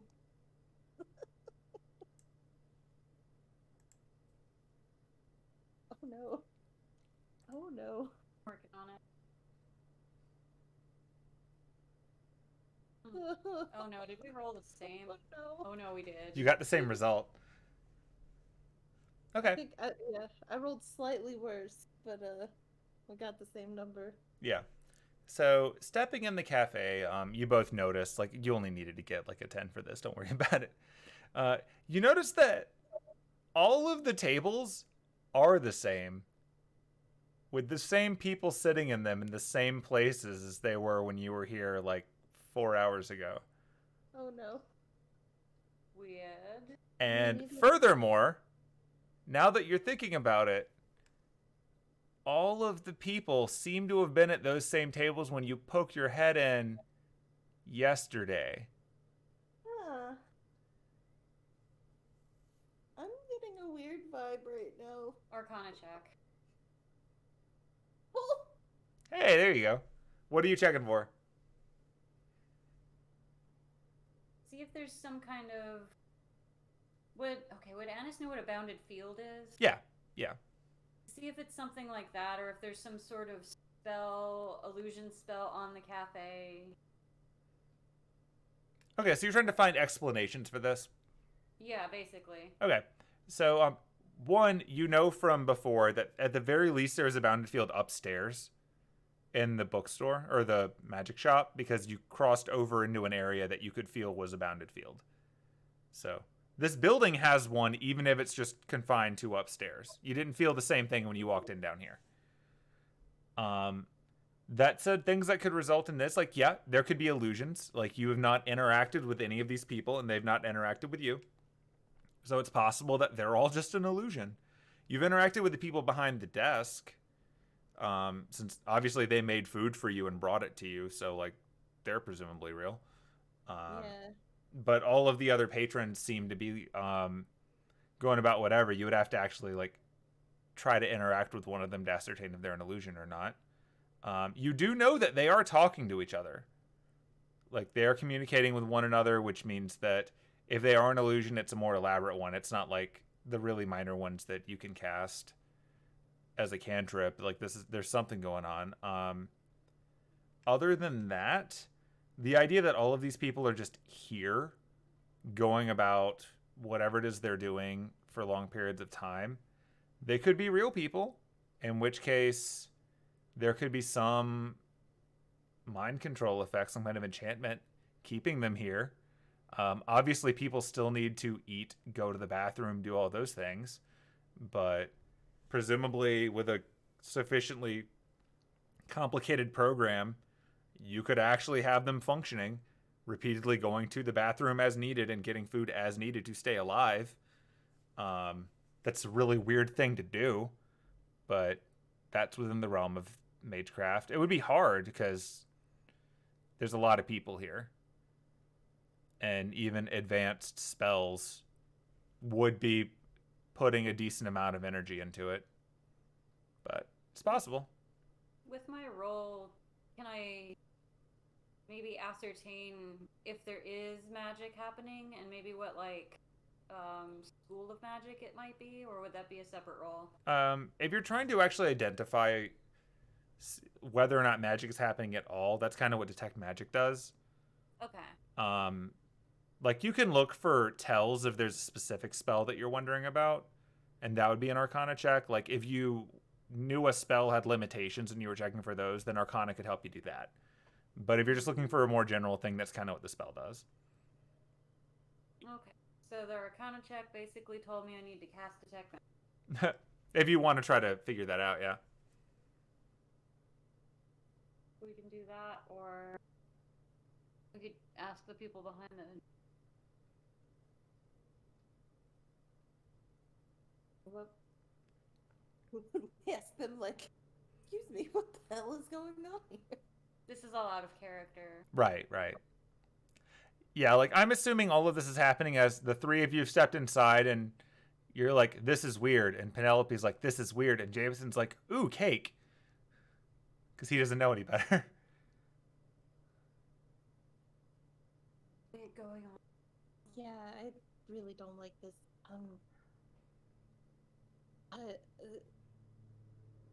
Yeah, Leah, and Yeah, I,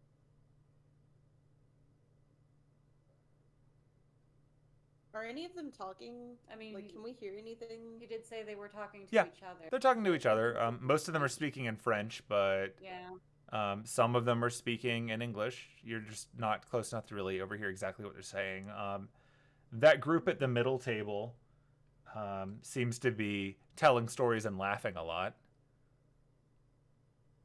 The woman in the top is still reading her book. That other guy is still kind of creeping on her. The people that are at the table immediately next to you seem to be leaning in and talking to each other almost like they're gossiping. The groups to the farther away tables, you can't really tell what they're doing, but they seem to be pretty engaged in conversation. When I think back to when we were here earlier and remember if I saw anyone leave or come in. If you want to try to think back for that, that'd be another intelligence check from memory.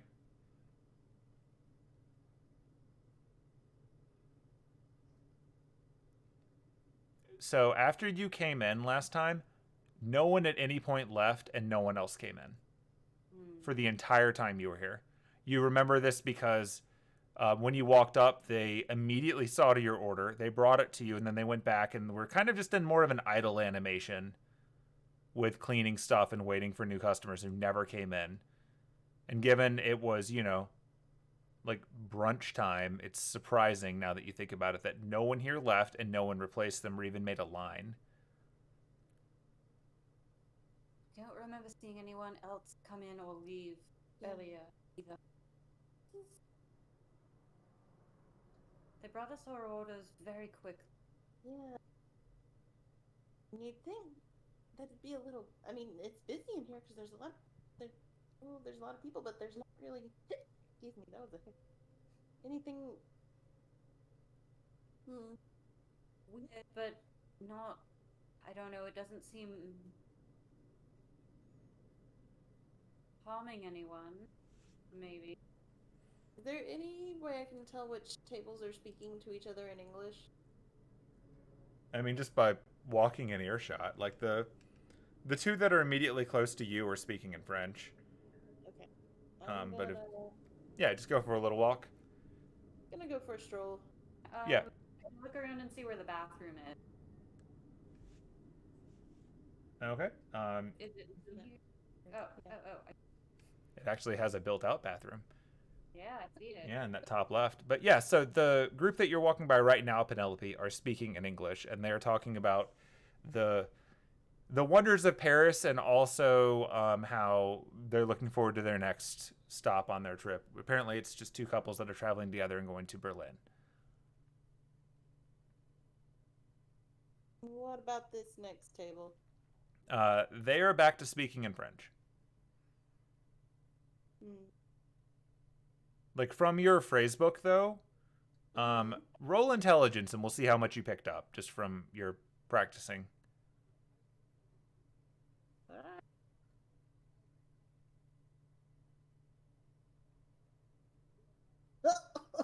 Okay. You pick up some of the things that they're saying, but they're going a little too fast for you. Like, this isn't really a language you know. Yeah. But it does sound oddly like, while they're speaking quickly, they're not speaking complex. Yeah. Like, you can sort of grasp things even with your limited understanding of the language. And it sounds almost like when you're taking a language class and you're only dealing with 101 students. They're not expressing complex thoughts. They're just expressing thoughts. Yeah. I'm gonna go to the counter. Okay. When you do, the woman there greets you first in French, and then she repeats it in English, and she says the exact same thing she said to you earlier today.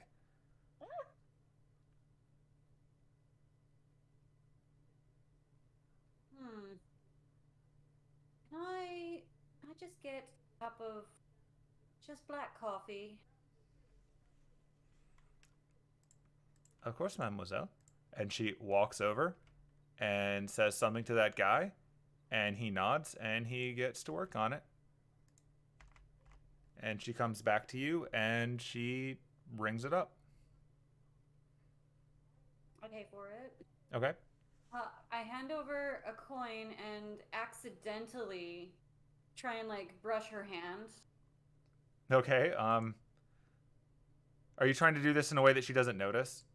Basically, like in a way that it doesn't look like I'm trying to grab her hand Okay. purposefully. Just This kind is of the most literal sleight of hand check I've ever seen.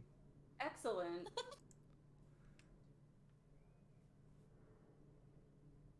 Ah! Oh no! I overshoot and grab her hand and then just commit and grab it with the other hand and go, I'm so sorry. You are the most beautiful woman I have ever laid my eyes on, and I just wanted to touch your hand. She smiles and nods. Is her hand there? It is. It is a real hand. It's a real hand. She has a real hand, but she's not reacting with nearly the range of emotion you would have expected. Very good. I'm so sorry about that. And I just pat her hand and hand her the money. And Thank you for Anise your is, like, patronage, bright Theo. red. He'll be bringing it out to you shortly. I'll wait here for it if you don't mind. Of course.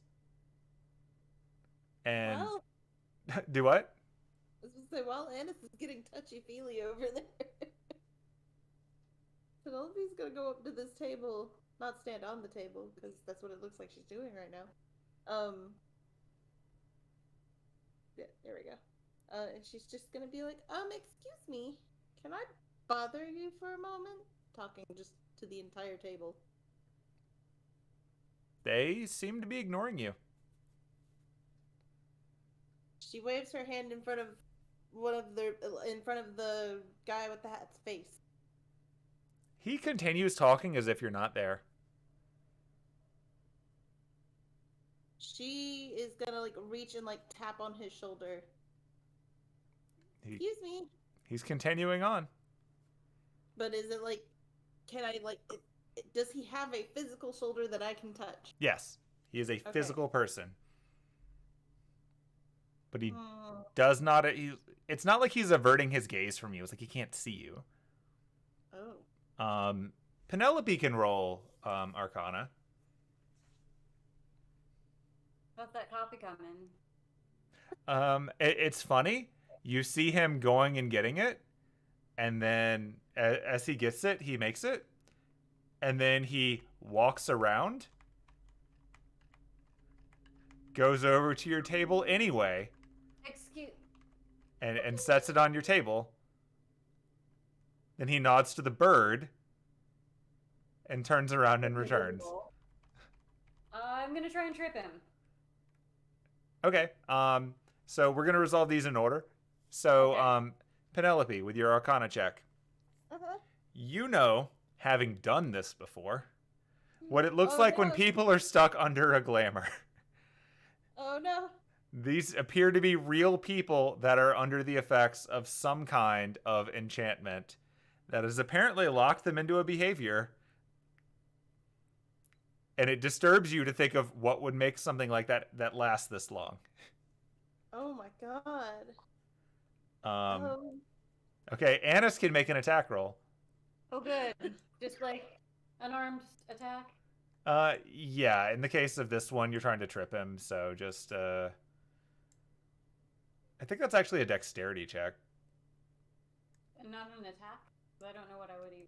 Oh, well, I mean, it's an attack, sorry. It's just like, it's not a finesse thing. So yeah, just roll a normal unarmed attack. That's fine. I'm sure there's a real roll for this, then I should remember it, but I don't. Dumb question. Where is unarmed attack? I might have to add it to your list because you don't have a my weapon for it. quarterstaff. I don't have it with me. It's Uh, under weapons, but I don't actually have it equipped. right. Add weapon. Okay. Nope. Just do the same attack roll that you would do with the staff. We just won't do the damage part.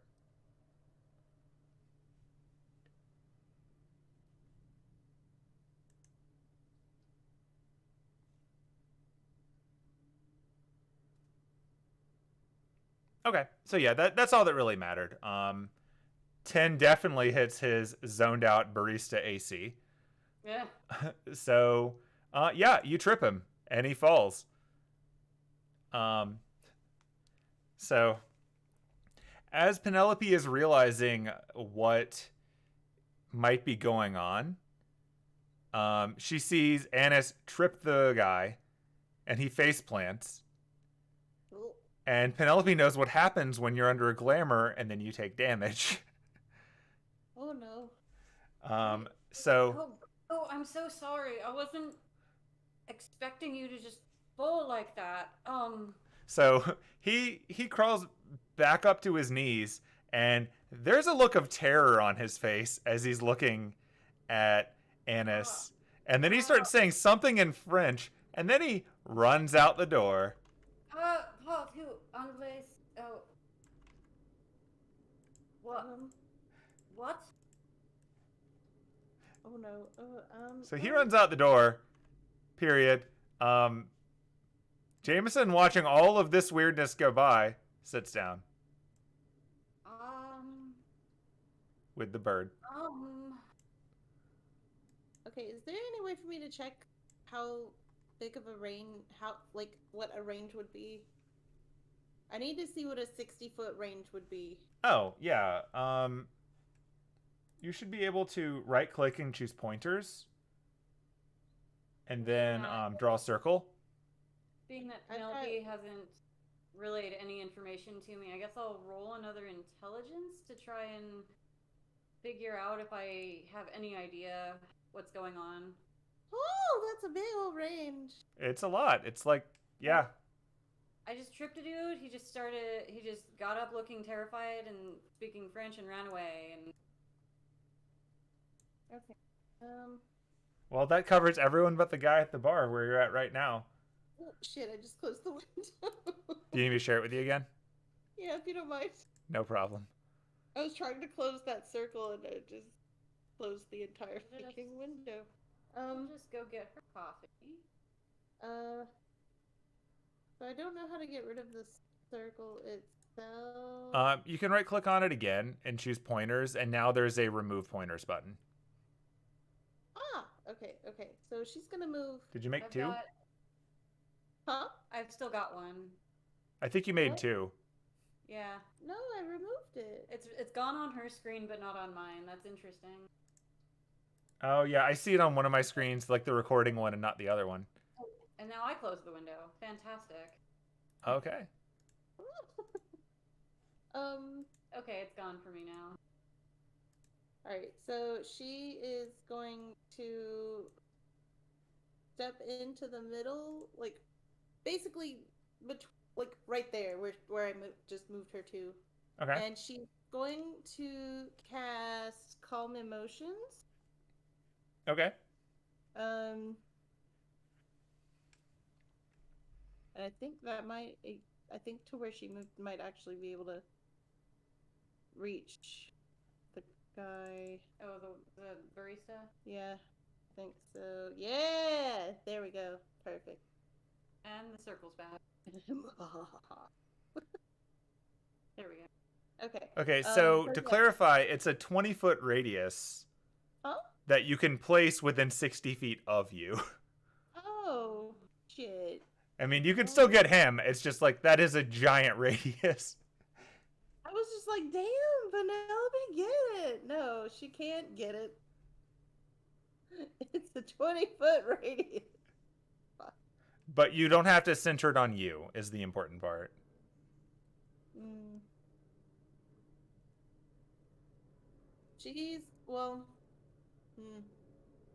Shit. She's probably just gonna get the one,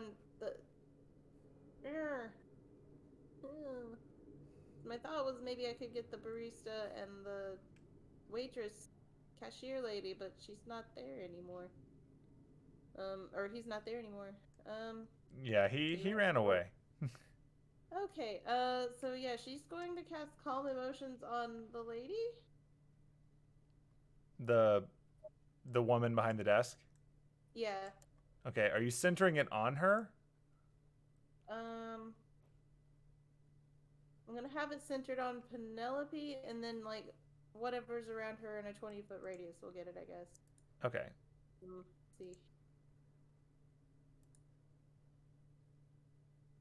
Yeah, so basically those people will all get it. Okay. And you're choosing the version that is suppressing glamours? Or charmed? Yeah. I believe Yeah. that's how that works, right? Yeah. Should have left that Says open. you Alright, have to so make a charisma saving throw. suppress any effect causing a target to be charmed or frightened. Yeah. When the spell ends, any suppressed effect resumes, provided that its duration is not expired in the meantime. Yeah. Okay. Okay. So she's gonna do that. Alright. Ooh. So you... Sorry. Trying. It's all good.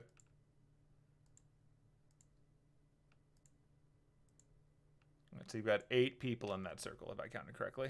I think I did right. There, I dropped it in. I don't know what I just did. You click the button. The important part is telling me what saves they're gonna need to make. It says 13? Because that's your spell DC Oh. for that, I think. Mm-hmm. Yeah, they have to save against 13. I think that's what. Yep. That should be what that does. Okay, well, fortunately for you, they get a choice in whether or not they want to automatically fail that saving throw. And all of these people do not want to be charmed. So they've all chosen to fail that saving throw and proceed to start freaking out. So, Alright, I need everybody here to calm down.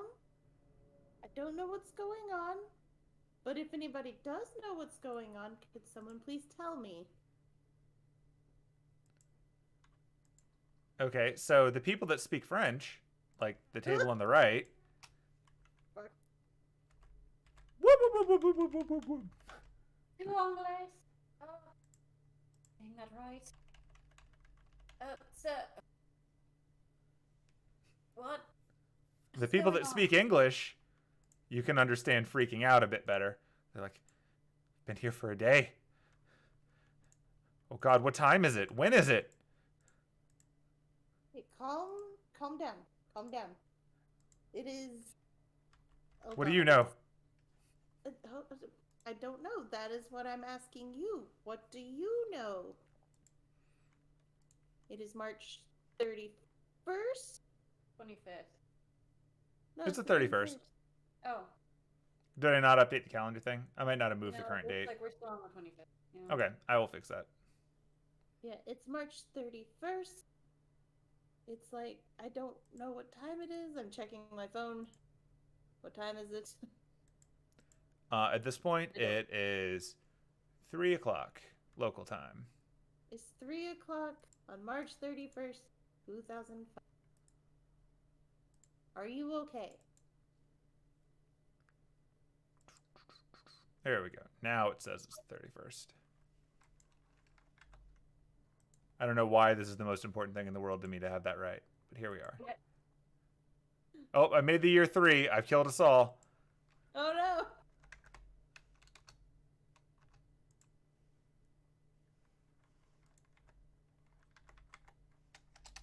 Whatever, that part doesn't matter at all. I'll fix the time later.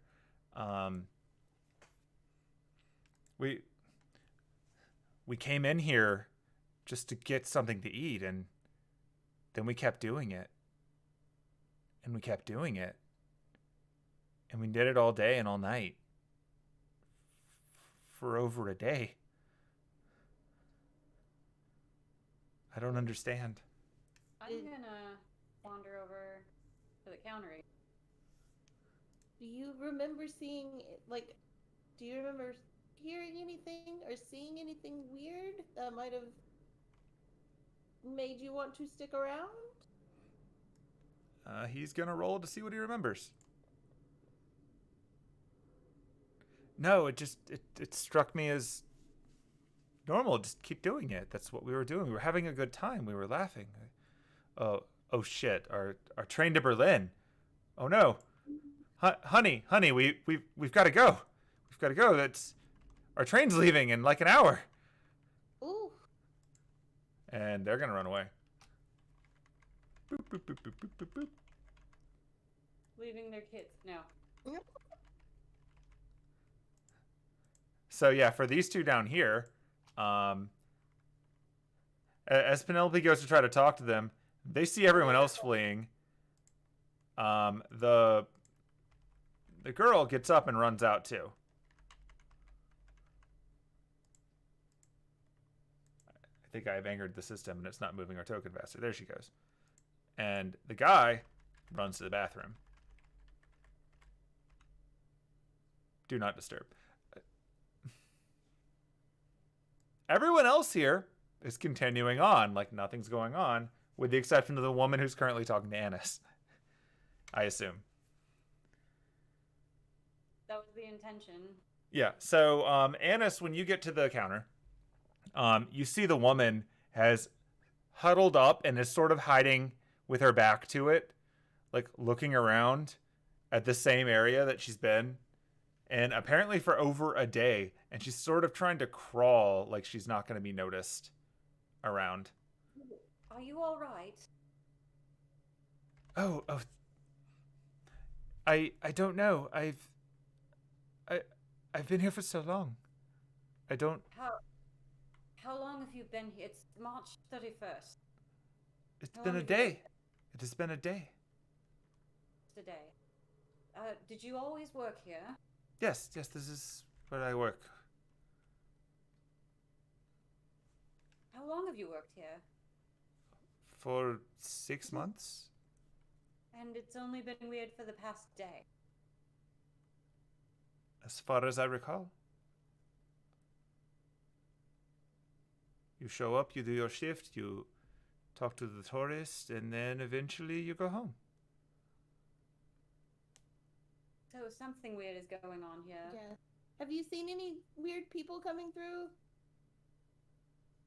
Or anybody, what, do you remember anybody specific or anything specific happening before you got stuck here? And she's gonna roll. We were meeting Arsene here in the cafe. Right? Yeah. Okay, she actually rolled incredibly well. The last thing that I remember, other than the two of you coming in earlier today, was her. And she points over towards the woman reading a book. She was the last one to come in. Okay. Just wondering. I'm probably just. So there's a lady that looks exactly like her at a table. Is that just that you use 2 tokens, or? That's the question, isn't it? So, okay, so if I look at that lady, does it look just like the waitress? The lady at the 2-person table? Yeah. Yeah, they look identical. Do you have a twin? No? And I just point at her. You point at the lady at the other table who looks exactly like her? Yeah. Oh no. Who is this? I've still got my coffee, so I'm just gonna just kind of casually walk and accidentally trip and spill the coffee on her. The hot coffee on her? The hot coffee. Okay. So clumsy today. You can just do another attack roll. We'll be fine. Man, Anise is violent today. I'm just I'm in prep mode. I'm just really, really clumsy. Okay, how do you want to burn this? Shit, oh god, oh shit, oh, I'm so sorry. Oh, I tripped, I'm just so clumsy. Is she reacting in any way? Yeah, she is.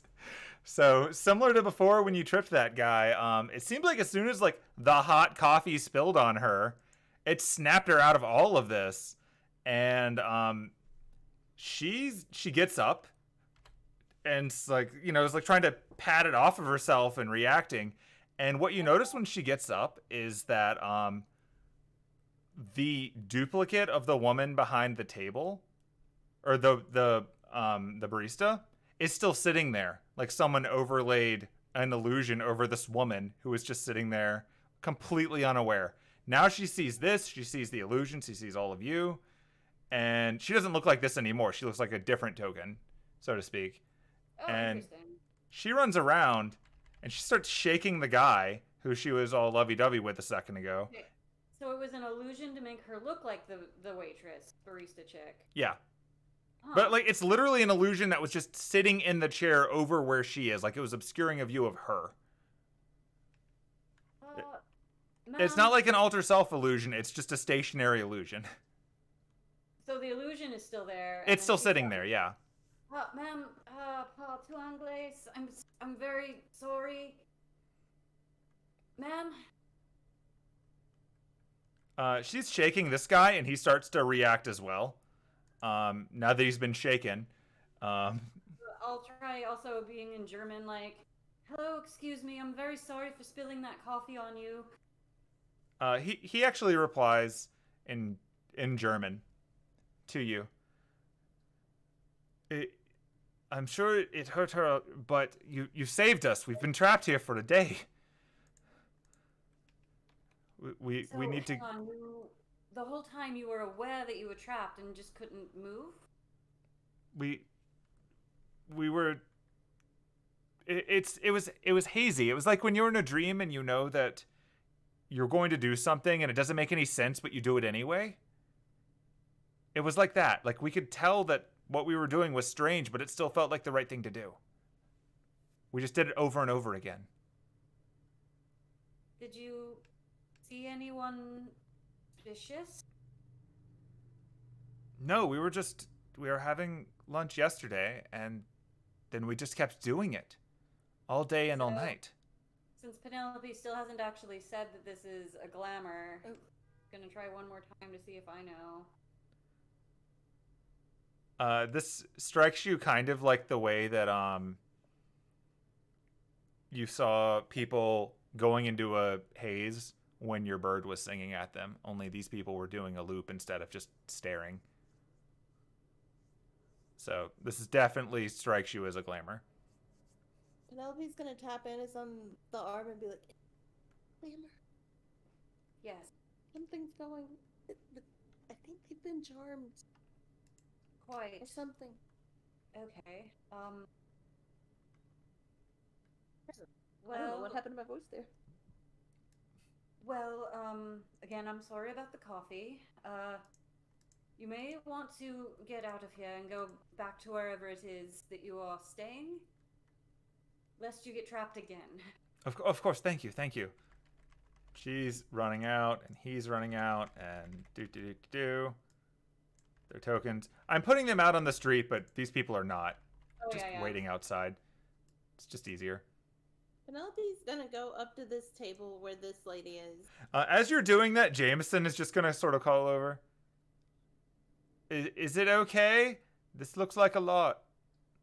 It is. Do I have a lot or okay? Isn't that the question? Yeah. I don't have anything. I don't really have anything I can do. Okay, so Penelope's walking up to the woman with the book. Yeah. I think lesser restoration. Yeah. Nope. Yeah, she's walking up to the woman at the table. Okay. Reading the book. It's gonna be like, excuse me. She's gonna set the book down, and she's just gonna turn to you and be like, Yes? Okay, see, now this is interesting because literally everyone else here has ignored me when I talk to them. Well, that was rather rude, wasn't it? Hmm. So, how long have you been here? Have you been here a whole day like everybody else? No, I come and go. Hmm. Might Although I I do ask you believe I have an appointment with you shortly. I expected you to be shorter, though. Oh. Oh. She's just gonna sit down at the. Oh. She's gonna sit down. It would be Lupin then. In a manner of speaking, yes.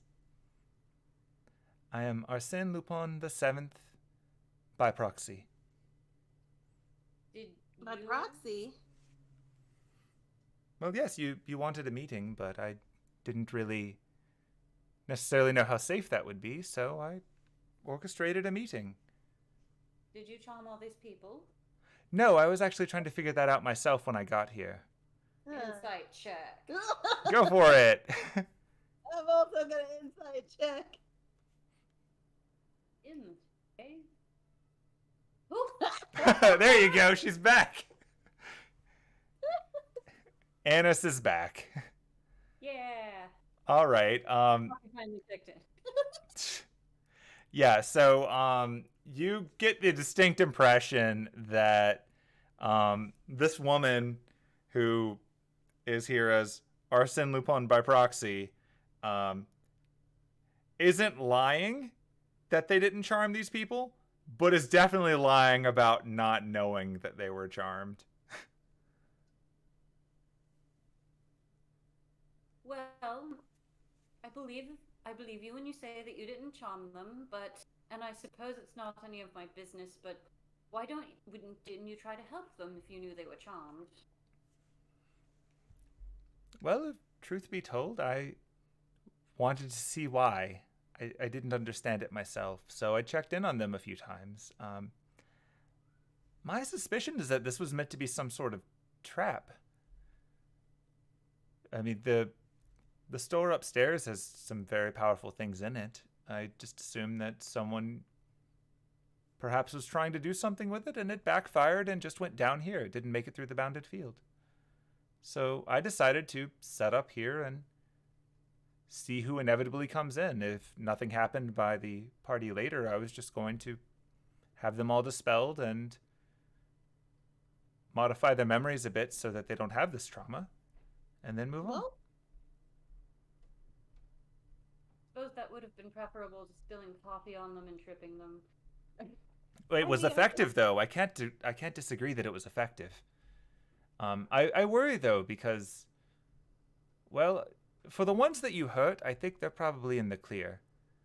For the ones that you cast your spell on, I think when it runs out, they're going to resume doing what they were doing here, but wherever they are. oh no. When will it run out? A minute. Well, Oh god, I didn't even think about that. they won't get far. But what if they're in the street? What if they get hit by a car? Oh, I fucked up. Okay. I will go resolve that. You and Jameson. Would you like me to go and perhaps check on these people? They can't have gotten far. You should be able to get, maybe by shaking them, slapping them should maybe get them out of the glamour. I hope. You can always throw hot coffee on. You want me to go out and slap strangers? No. Yes. No, don't slap anyone. The lady that spoke German was able to get her friend out by shaking him. Very well. I will. Just be gentle with them. Don't slap them. I assure you, I don't want to get brought up on assault charges. I'll do what I can to save them. I can't imagine they got very far if they only have a minute. We're probably running up on that now. Jameson knows about Hemlock, right? He knows you have a bird, yeah. I will send Hemlock with you. He can gently peck them to hopefully knock them out of the glamour.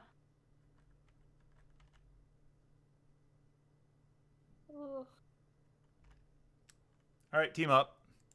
Woohoo! Yeah. Go get him sidekicks. Oh, that means that the lady behind the bar is gonna go back to normal. Oh no. And the dude in the bathroom is gonna go back to normal. Yep. That's not as important. Oh. Oh, Okay, so all of the stuff going on out there is happening, but you're sitting down here. if I notice the spell wear off on the lady at the bar, I'll just run over and just gently pinch her and hope that knocks her out of it. That is exactly what happens. So Cool. since it's been about a minute since Penelope cast the spell, yeah, she immediately stands up and goes back to her position and starts the loop again. You pinch her, and then she sort of shakes out of it and then pieces out. she's got in her hours for the day. Did she get overtime at least? Hopefully. One hell of a paycheck. Ooh. So I suppose we're probably not going to find out exactly what that was about, but still, you're doing good work. You're doing good things for people, and I'm sure they appreciate it. I'll just go around and pinch everyone else. Go pinch this lady. Go pinch. all Okay. these people. I'll spare moving all their tokens out to the street, but yeah, everyone that you pinch. I'll just pinch him and be like, "Go home." Yeah. How to say that in French? Hang on. Okay, while you're pinching the people at the bottom left table, Mm-hmm. you can hear someone talking from the bathroom. But he rentre chez soi. Jesus Christ. Oh no. Oh no. Are you saying that to the guy in the bathroom? No. Rentre chez soi to all these people that I'm pinching. And I'm like, he was one of the ones that got hit with calm emotion. Yes, the guy in the bathroom was hit by calm emotion. So he should have, what language is he speaking? Back when he was at the table. Speakers, I think. What's he speaking now? He was at the English table. And I can hear him talking, but I can't hear words. Right? Yeah, you can just hear through the door. You can hear the a guy talking and occasionally laughing in English.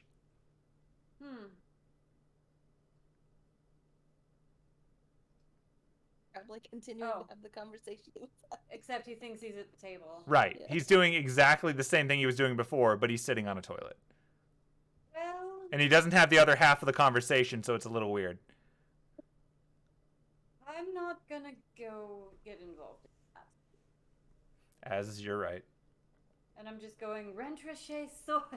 No, you need to stop talking. It's just no.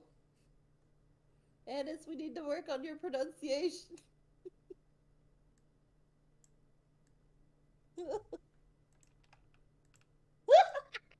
Fair. Rentre chez soi.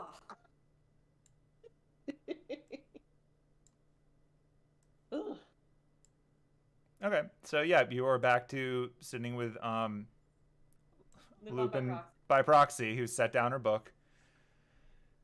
So I guess this is as good a time as any for our conversation, and who knows, maybe while we're waiting, we'll find out what this whole mess is about. I guess. So, Penelope, glad to have you on board for our show. I've appreciated your work from afar. Yeah, thank you for the invite. Oh, I'm very glad you reached out to us. Wait, I didn't take anything from you, did I? I mean, if you did, that's news to me. Okay. So, you But want to know also, something fun about this party? What? Sort of leans into you, sort of over the table, like gonna whisper something. I don't know who's coming. How do you... Okay. How do you invite people and then not even know who's showing up to your party? That's not part of how the you fun. run a party. So, one of the many, many things I've collected over time is this relic, this artifact that I can put an invitation on it and it will disappear and go to whoever I specify by criteria. Ooh, fun. So I made a stack of invitations and I sent them out to people who I presently own things that are rightfully theirs. So I'm fascinated to see who these things belong to as well, because I didn't take all of them. That's true. But also, you do realize you never put a location on this invitation, right? Oh, yes, that's going to appear shortly before. I didn't want to give people too much notice lest we attract a crowd that, well, tell a secret, becomes a story, becomes a rallying cry, and quite honestly, I don't know who these things are from and don't really want the entire Mages Association crashing my party. I mean, that's fair. So shortly before the event, it will give you instructions on how to get there. Okay, but can you tell me how to, or like where this place is so I can make preparations for the performance? Because, what would you like? Huh? What would you like it to be? I can activate yours early so that you can get there. Wait, what would I like the location to be? No. What would you like of the venue? What would you like us to prepare for you? Well, I'm gonna need some. Well, I need some stuff for my instruments, like, because I'm bringing my viola. Of course. And some microphone hookup. Naturally. Yeah. And then I would like. Is this going to be indoors or outdoors? It's going to be an indoor festivity. Okay. Ow. Sorry, downstairs neighbors. Sorry, I hit my foot on the floor. I'd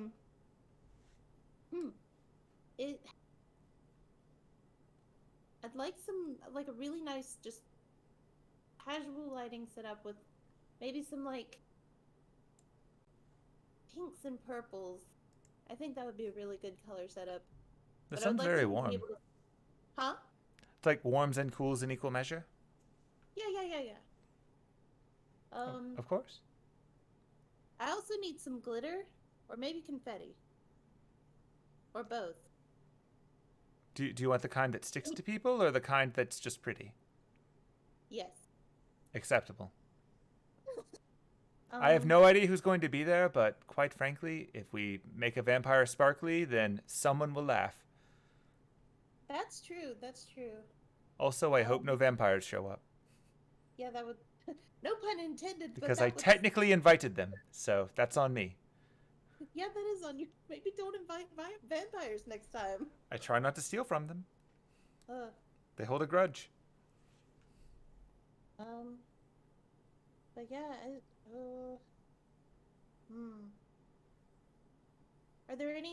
Is there any way we could do, like...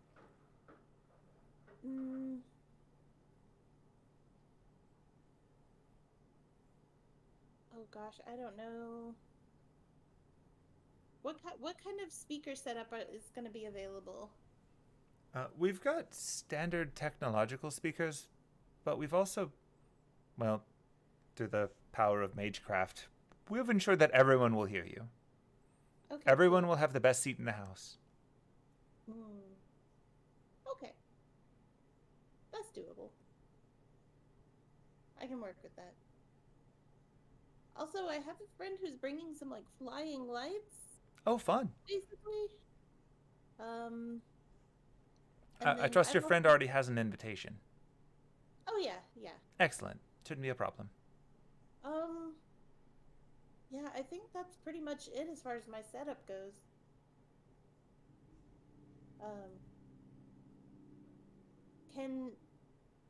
Is my manager allowed to come along as well? Have I stolen from him before? Because if he doesn't have an invitation, he'll have a hard time getting in. You might have to acquire another one. I mean, I did happen to acquire a second invitation. Oh, interesting. Did you steal it? Be honest. Did you steal it? I did not steal it. Okay. Not judging. Just asking. Oh, no, I know. That's kind of your thing. But, like, I just happened to acquire it. But I would also like to see if the person it belongs to would like it back. I'm sure they would. We've apparently got something of Um, theirs. That being said, I'm not sure how they're even going to get to this thing if nobody knows where it is. That's true. It's to give you an idea when it's time for you to go, and I'll have yours turned on early when I get back and update it. Um, you'll get a series of instructions, and they'll just show you the way there. It's, again, sort of a weeding process to make sure we don't have an army of homunculi or an army of just an army in general. I'm not looking for an army. Hmm. So, okay, what are some of the things that are there? Like, what Oh, are that's some the of fun things part, that isn't are? it? I mean, yeah, but there's one specific thing that I really want to make sure I go home with. Uh, I'm interested. Listening. Yes. Okay, so my friend had a kimono stolen from his family, and I have got to get back with that. 100%. This is non-negotiable. It has to come home with me. Ah, I see. Yeah. Yes, we have like the the wall that has kimono on it. I think I know the one that you're speaking of. It's a little better than the rest. It should stand out. Mm-hmm. From what I can tell, it's not magical, so it shouldn't be too hard to get. If you can identify it among the crowd, then you're welcome to take it. Is there any way that we can guarantee that I will be taking that home and somebody won't take that from me? I don't think I can really give a guarantee. That would go against the spirit of the game, but if you know exactly which one it is, you are welcome to get first crack at it. I suspect the other things that we have will be far greater interest to the other attendees. This one is more of a sentimental value, I'm assuming. I mean, yeah. Hmm. And you're sure you can't guarantee that I can go home with that one? I can't offer many guarantees beyond your safety. That I can guarantee. This will be a safe event. Due to the nature of it, since I can't really prove who is the rightful owner of what, at this point it would be hard to guarantee one item to one person over another. Hmm. It would be unfair. Mm.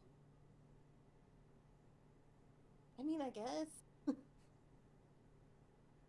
But you'll have access to the place first, and should you find it first, I will not stop you. Fair enough. Okay, so, and then one more thing. Who is this proxy? Who are you? Oh, right now this is actually one of my employees. Don't worry, it's not a random person who was caught up in the rest of this. Are you familiar with the way that mages use familiars? Yeah, kind of. We've got a spell similar to that sort of allows us to talk through another person. Please tell me you are paying this person very well. Oh, she's quite well compensated. Okay. Otherwise, I would have to judge you. Which would be understandable. I'm absolutely for freedom. I'm weirded out by everything going on here in particular. I was actually hoping that she could find out who did it, so that I could pay them a visit on my way to the party and make an example of someone. Yeah. Is there anybody? I mean, I know you've basically been here for a while, but like, do you have any idea could be doing this? I'm afraid Or not. is there anything you've noticed that I might be a clue? I've had my ear to the ground, and it sounds like a large number of people of supernatural persuasion have definitely come into the city for my event. I suspect it was one of them. I'm going to keep an eye out for anyone who matches this profile. My initial concern would be that it's someone who has either very advanced magecraft or Fey lineage would be capable of this. Or possibly vampires, but I mean, vampires are strange. I don't know why a vampire would do this and not just eat everyone. It doesn't really track. You are really frightened by vampires. I think anyone who's been paying attention would be frightened by vampires. Dead apostles have been one of the most scary and dangerous things in the world for some time now. I mean, that's fair. They play by different rules than we do, and that troubles me. Magecraft, I understand. Larceny, I understand. Breaking the law, I understand. But the laws don't apply to them the same way they apply to us, and that worries me. Yeah.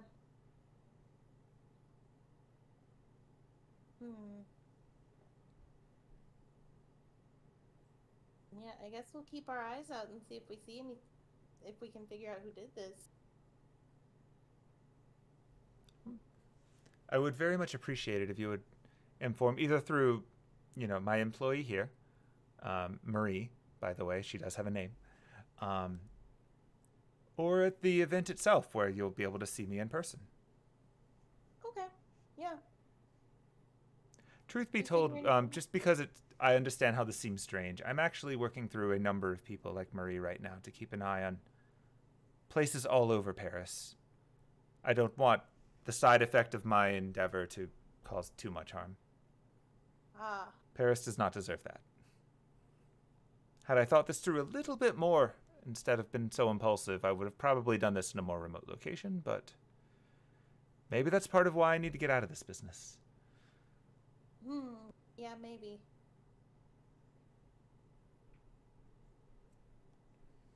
Can I help the two of you with anything else? And at this point, Marie looks over at Anise as well. Anise just kind of shakes her head, goes to drink the black coffee, realizes it's still black, and kind of puts it. Admittedly, only about a third of it was left. Yeah. Oh, that's fair. I did spill most.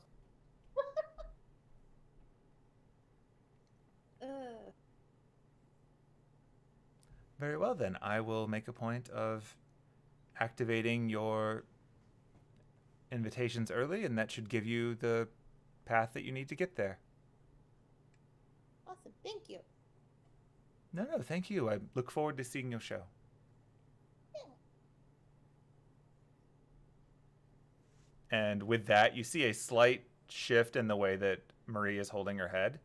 And she looks at the two of you, looks around the room at the lack of people, and sort of says over to you, like in English, I'm gonna go now.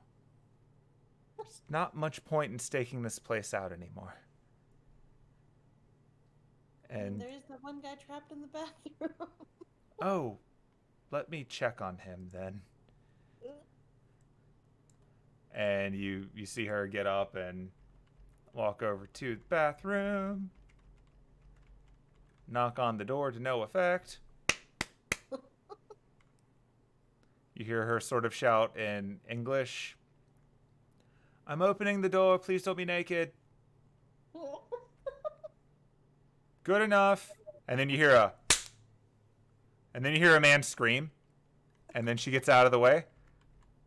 And then you see the screaming guy come running out of the bathroom with toilet paper on his shoe.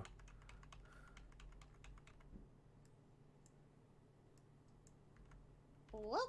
And away he goes. And So yeah, we should probably figure out what the hell is going on. Oh, maybe we should also leave. I mean, that too. Yeah, we should. Alright, we're leaving. Hooray. Yeah, Marie heads out. She's the last one to go. When the two of you get outside, you find that apparently most of the people that weren't slapped and were just like dispelled ran away, or still within sight of the door.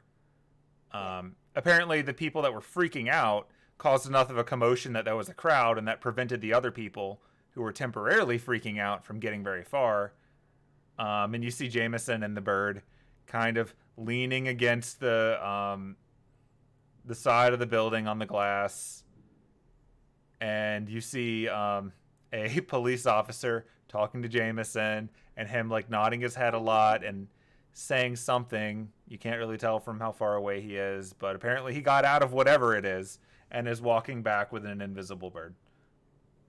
You only know there's an invisible bird because you can see a slight indentation in his shoulder, and you've learned to look for that having interacted with this bird. Oh shit, is everything okay? Yes, as it turns out, it's fine. I just told him that they were drunk tourists. Oh, okay. They believed me suspiciously quickly.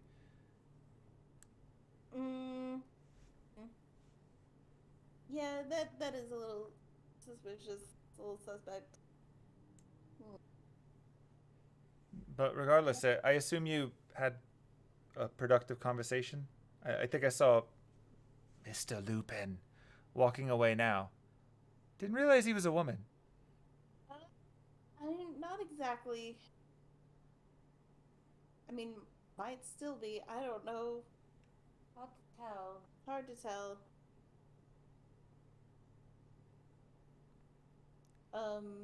So I suppose we have a little bit of time before the event. Yeah,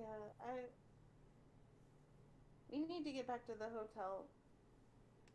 We've got to get ready. And I think I need to rest. You used a lot of spells today. Yeah.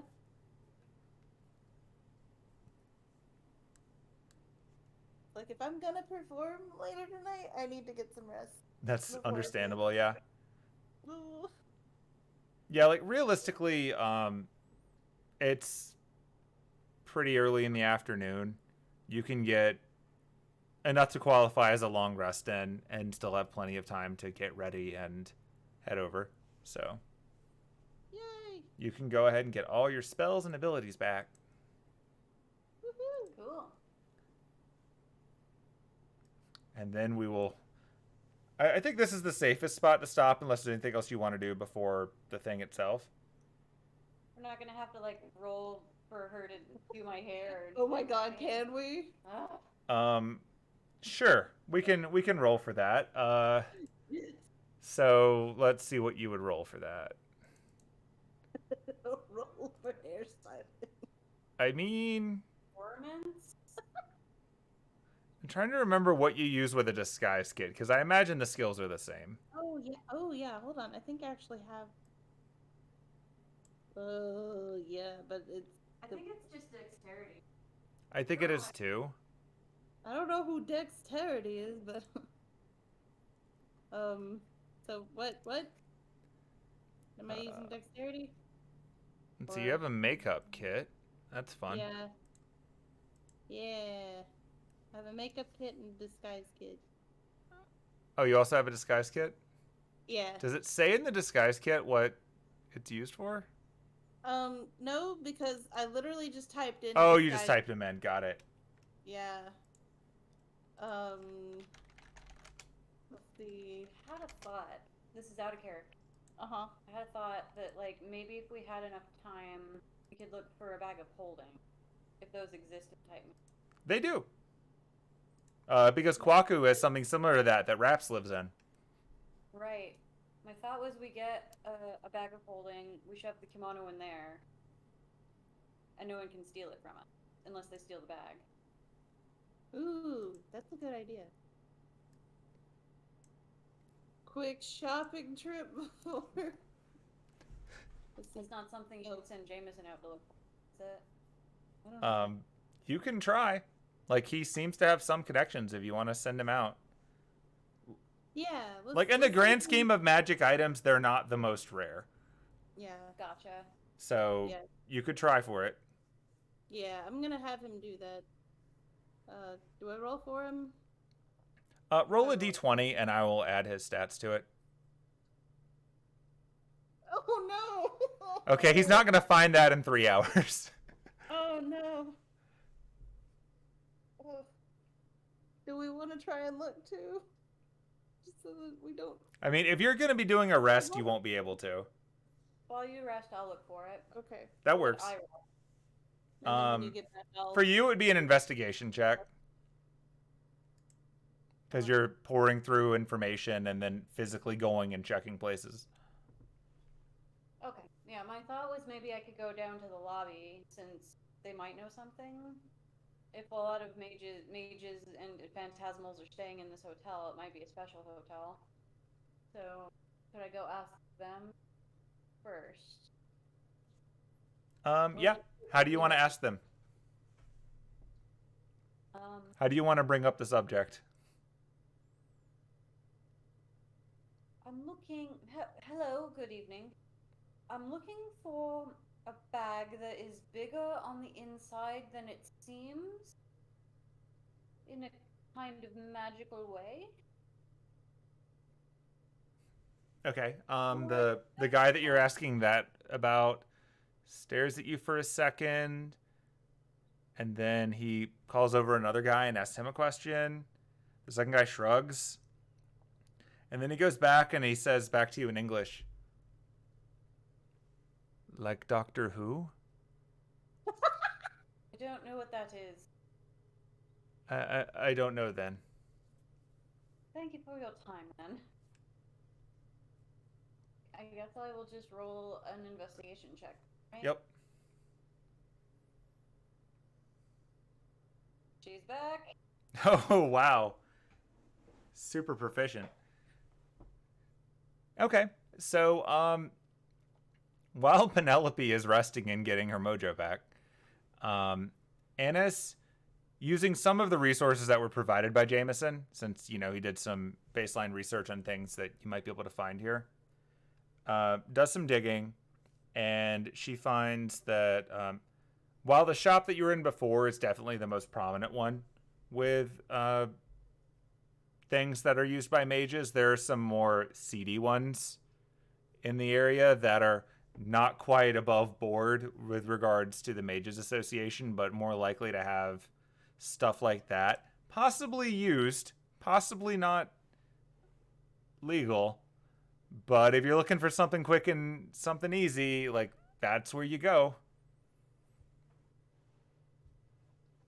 Cool. I will go there. Okay. Are you going to tell anyone or bring anything? Like, is it just you and the bird, or what? It is just me and the bird, but I am going to tell Jameson where I'm going. Okay. And I have my phone. You do. Oh, and I'm gonna bring the staff. I will note your phone is charged because you left it charging this morning. That is true. So. Definitely along my quarterstaff. It just looks like a walking. Okay. So yeah, the place that you're going to is like, you get an address from Jameson's notes and you go there, and it looks like it kind of looks like a Chinese food place. And so, you go in there, it's not like a fancy restaurant Chinese food place, it's more like a takeout place. And it's got the same exact pictures you've seen in every Chinese takeout place ever. Yeah. And the super generic white menu that has some things in red to let you know they're hot. Is it in... Like, they've got menus in different languages. So okay. they hand you, like, they sort of take a look at you, and they hold up one in French and one in English, so you can take one. I'll take the one in English. Okay, so you take the one in English. When you touch it, you feel a very, very slight tingle, the same way that happens when you run mana through your magic circuits. Almost like your hand contact is activating a thing that you're holding. And you see some of the specials under chef specials change into other words in English while you're holding it. But as soon as you set it down on the table, they go back to normal. Okay, I'll read it. And as you're looking through it, there's a bunch of stuff in there. Like, most of these things are blatantly illegal substances.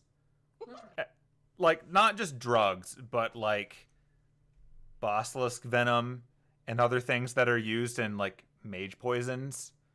Like, dangerous things. Like, you kind of get the impression that maybe this is what the harvesters do. From some of the dark items you see on this. Some of the ingredients that you also see on this list are distinctly not just monster phantasmal species parts. So that's a little bit uncomfortable.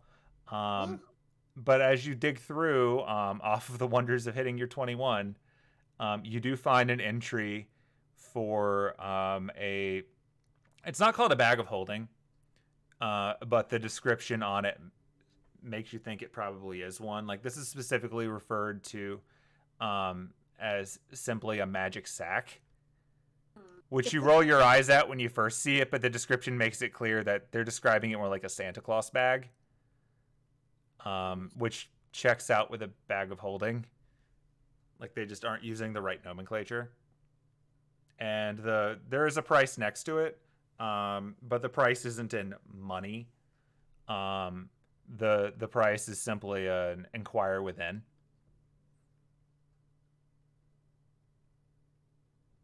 Suppose I'll inquire within. I'm gonna keep my eye on the entry for the magic sack and set it down on the table and see what it changes into. Is it like fried rice or something like that? When you set it down, it turns into General Tso's chicken. Spicy. All right, I will approach the counter. Okay. Yes, I would like to inquire about the General Tso's chicken. It says inquire within about the price. Okay, the person that you're talking to sort of looks you over once. Are your ears visible right now, or are they tucked away? They're tucked away. Okay, so for all purposes, you just look human, but you have a big stick. Yep. And as you know, flowers in my hair. And right. Dressed like a country weirdo. You don't look like a normal tourist is the main takeaway. So, like, Yeah. It would make sense for you to be asking this. I don't look like a normal tourist, but I don't look like a half-elf either. Okay, are you holding the menu, or did you set it down? I'm now holding it. Okay, so as you're holding it, the thing that you're pointing at changes, and that's sort of, you get a nod. At which point, you're informed that it'll be right out, and that you can just sort of take a seat. Like, he doesn't take your money or anything, he just lets you know it'll be right out. And then, as far as the other things, was there anything I saw that would be useful for me for potion making that isn't, too squicky for me to have? Not really. These are mostly, like, things based out of animal parts, and most of your potions are more herbal. Okay. So these might be components for, like, necromancy spells that involve pieces of animals, or maybe some conjuration spells, but not the kind of stuff that you do. Okay, so yeah, a few minutes go by, and then a really skinny and tall guy walks out, and when he walks out, he's got a box. It's like a wooden box with a sort of combination lock on it. Like, it almost looks like the kind of lock that you would put on a bicycle, though. It's not like a super fancy one. It's just got some numbers that you could twist back and forth. And he sits down across from you, and he speaks to you in English, and he says, "Looking for the sack?" Yes. What you offering? From Jameson's research, were there any sort of, like, price ranges that he found? From what you could tell, like, anything like an actual standalone magic item is a bit more in the trade category versus the money category. Like, things that get expended on use have cash value because people just buy them in bulk. But anything like this would probably be something that they're expecting to either trade for or to owe favors for. Like, this isn't a super rare thing, so you're not, like, selling your firstborn or anything, but it is a bit more of a bartering game. Happen to have several potions that you might be interested in. Poison resistance, lightning resistance, healing, fire resistance, those kind of things. We could always use more of those. It's a bit easier for us to move those than most. What you putting up? I will give you one. Have a cold resistance. I'll put that on. Fire resistance. Force. One potion of healing. 2 potions of poison and 1 of poison resistance. Is that a fair trade? Okay, so I'm gonna have you do an intelligence check to get a sense of what you're offering versus what you're getting. Okay.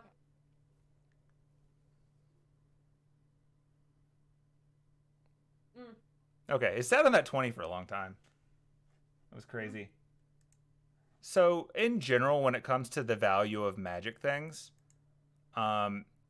like your potions have different rarities, which you can see on them. Mm-hmm. And a bag of holding type item, believe is just listed as uncommon. Let's confirm that. Make sure my memory's correct. Like, Anise knows how much these potions are generally worth, but also she knows she can just go back to the castle and brew Right. them all over again. Yeah, in terms of value, like each of your potions that are listed as common, like the potion of healing, you can kind of put in the 100 GP range. And like that, a bag of holding is going to float somewhere between like 1 and 500 GP. Okay. So if you're offering like 3 or more potions, you're offering him a good deal. If you're offering him potions that are like higher level, like those resistance potions are all in about the same category. So like if you're offering 3 or more potions, you're giving him a good deal.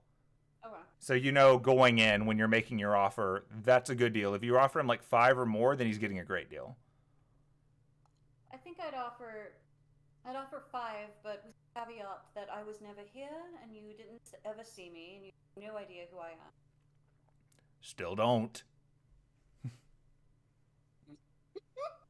And he is perfectly happy with that deal. He's not even playing hardball here. He's getting a good run. And could you maybe add some actual General Tso's chicken, like, and a couple of drinks to go? Of course. We'll throw in some cookies for you with those things that Americans think are Chinese. Splendid. He signals over to the guy who you spoke with before, and he proceeds to start making your food. And you do indeed. If you want to mark down the ones that you gave him, I will give you a bag of holding. Ooh. What in the sack? Cold resistance. Also, fun thing to know about bag of holding, given where you bought this, it's probably used. It's probably got some stuff in it. But unfortunately, if you don't know what's in it, it won't come out when you reach in. So what it really means is you don't know what its capacity is.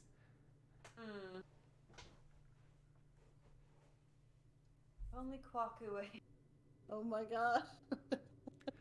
Do an intelligence check again. Oh dear. Okay. I can just see us. It's gonna be like a thing. We're gonna be like, oh, we should check and see what's in the bag. That rolled everywhere. Try rolling. Okay. Okay. So things that you know about bag of holding. One, the tried and true, don't use a bag of holding in conjunction with the portable hole because it destroys the universe. Yeah. Duh. So stupid. Anyway, so there's that.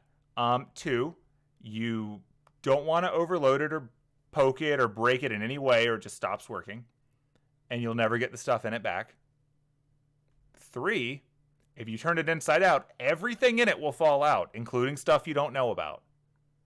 So if you want to play pinata with it later, or in a safe environment, you can turn it inside out and just see what falls out. That's kind of the thing that you usually do when you acquire these things. It's quite possible it's empty. This is how you find out. Yeah. And 4, there's no air in it. So Can't put a, you got to be careful about that. Like, don't hide your bird in it. but things won't decompose. Um, There's no air. things in a bag of holding will absolutely decompose. Damn. It's not a bag of colding. Damn.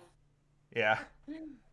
And one more thing that I'm going to tell you because you hit the 18, and this is a stupid thing that is forgotten constantly in D&D, but it's technically true. You do not want to take it underwater Okay. because it will fill up with water and then break. Gross. Like, if you take it underwater, you have to make sure it's sealed. And that's something that, like, understandably, like, Matt Mercer did not enforce, but that's why I'm saying it now. They go underwater in both campaigns so often. Yeah, and it's admittedly because it's such a feel bad moment.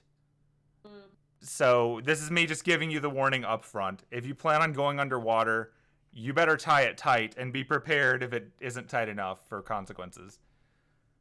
But yeah, it is a bag. It is appropriately a pretty large bag. It's not like the tiny little dice bags that people seem to think they are. It's 2 feet in diameter at the mouth. So this is a Santa Claus bag. Like, it's pretty. It's clean. It doesn't have any suspicious outsides. But it's red with white for trim. Yeah, I mean, it doesn't look like one. Like, it looks like a brown bag. Oh, I'm just saying it's the size of a Santa Claus. You'd throw it over your shoulder if you were carrying it. Fun. But it's like 4 feet long and 2 feet around. Okay. Oh no, it's as long as Penelope. You do not want to put Penelope in it. I will take the bag and take my food and the drinks and mosey on back to the hotel. Okay. You do so without incident. I will tell you in the meta that because you gave them a good deal, they did not consider killing you. That's good. That was why I added so many extra potions. Right. You were a good customer. Yup. Okay, so yeah, you make it back to the hotel.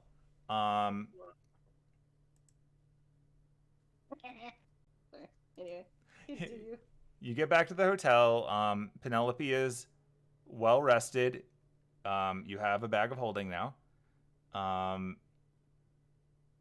You can eat your food. Nothing bad happens. It is actually good Chinese food.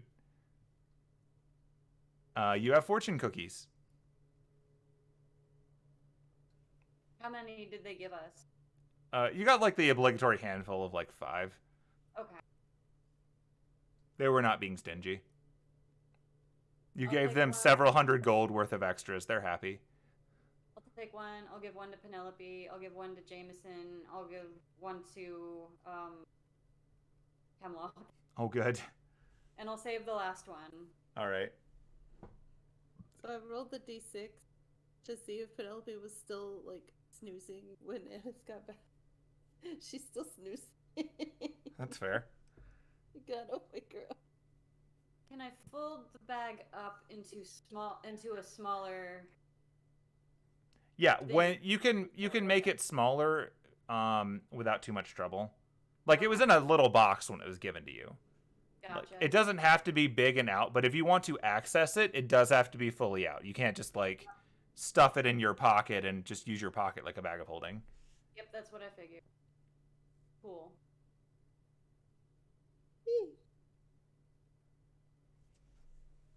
Okay, so fortune cookies abound. Cool. And seeing as it's 9:55, we'll start with the fortunes next time. Hey. And I'm assuming we're done shopping, so I'll go ahead and prep the stuff for getting there and actually doing things. Yeah. I'm gonna need to roll to see how well you do my hair. All right. Yep. And you can bet I'm gonna just turn that bag inside out back at the hotel. Yeah, I assumed. In the club or something. Are you going to do it before or after the event? Before. Okay, Definitely cool. A little snooze icon popped up, and I'm like, oh, that's appropriate. I have a note for myself. Turn the bag inside out to see what's in it before the party in the tub. Okay, so this is going to be fun. I'm going to make a D8 roll now. Oh dear. And it came up to 7. So there will be 7 things in this bag, and you'll find out what they are next week. Oh, good. Ooh. Can't wait.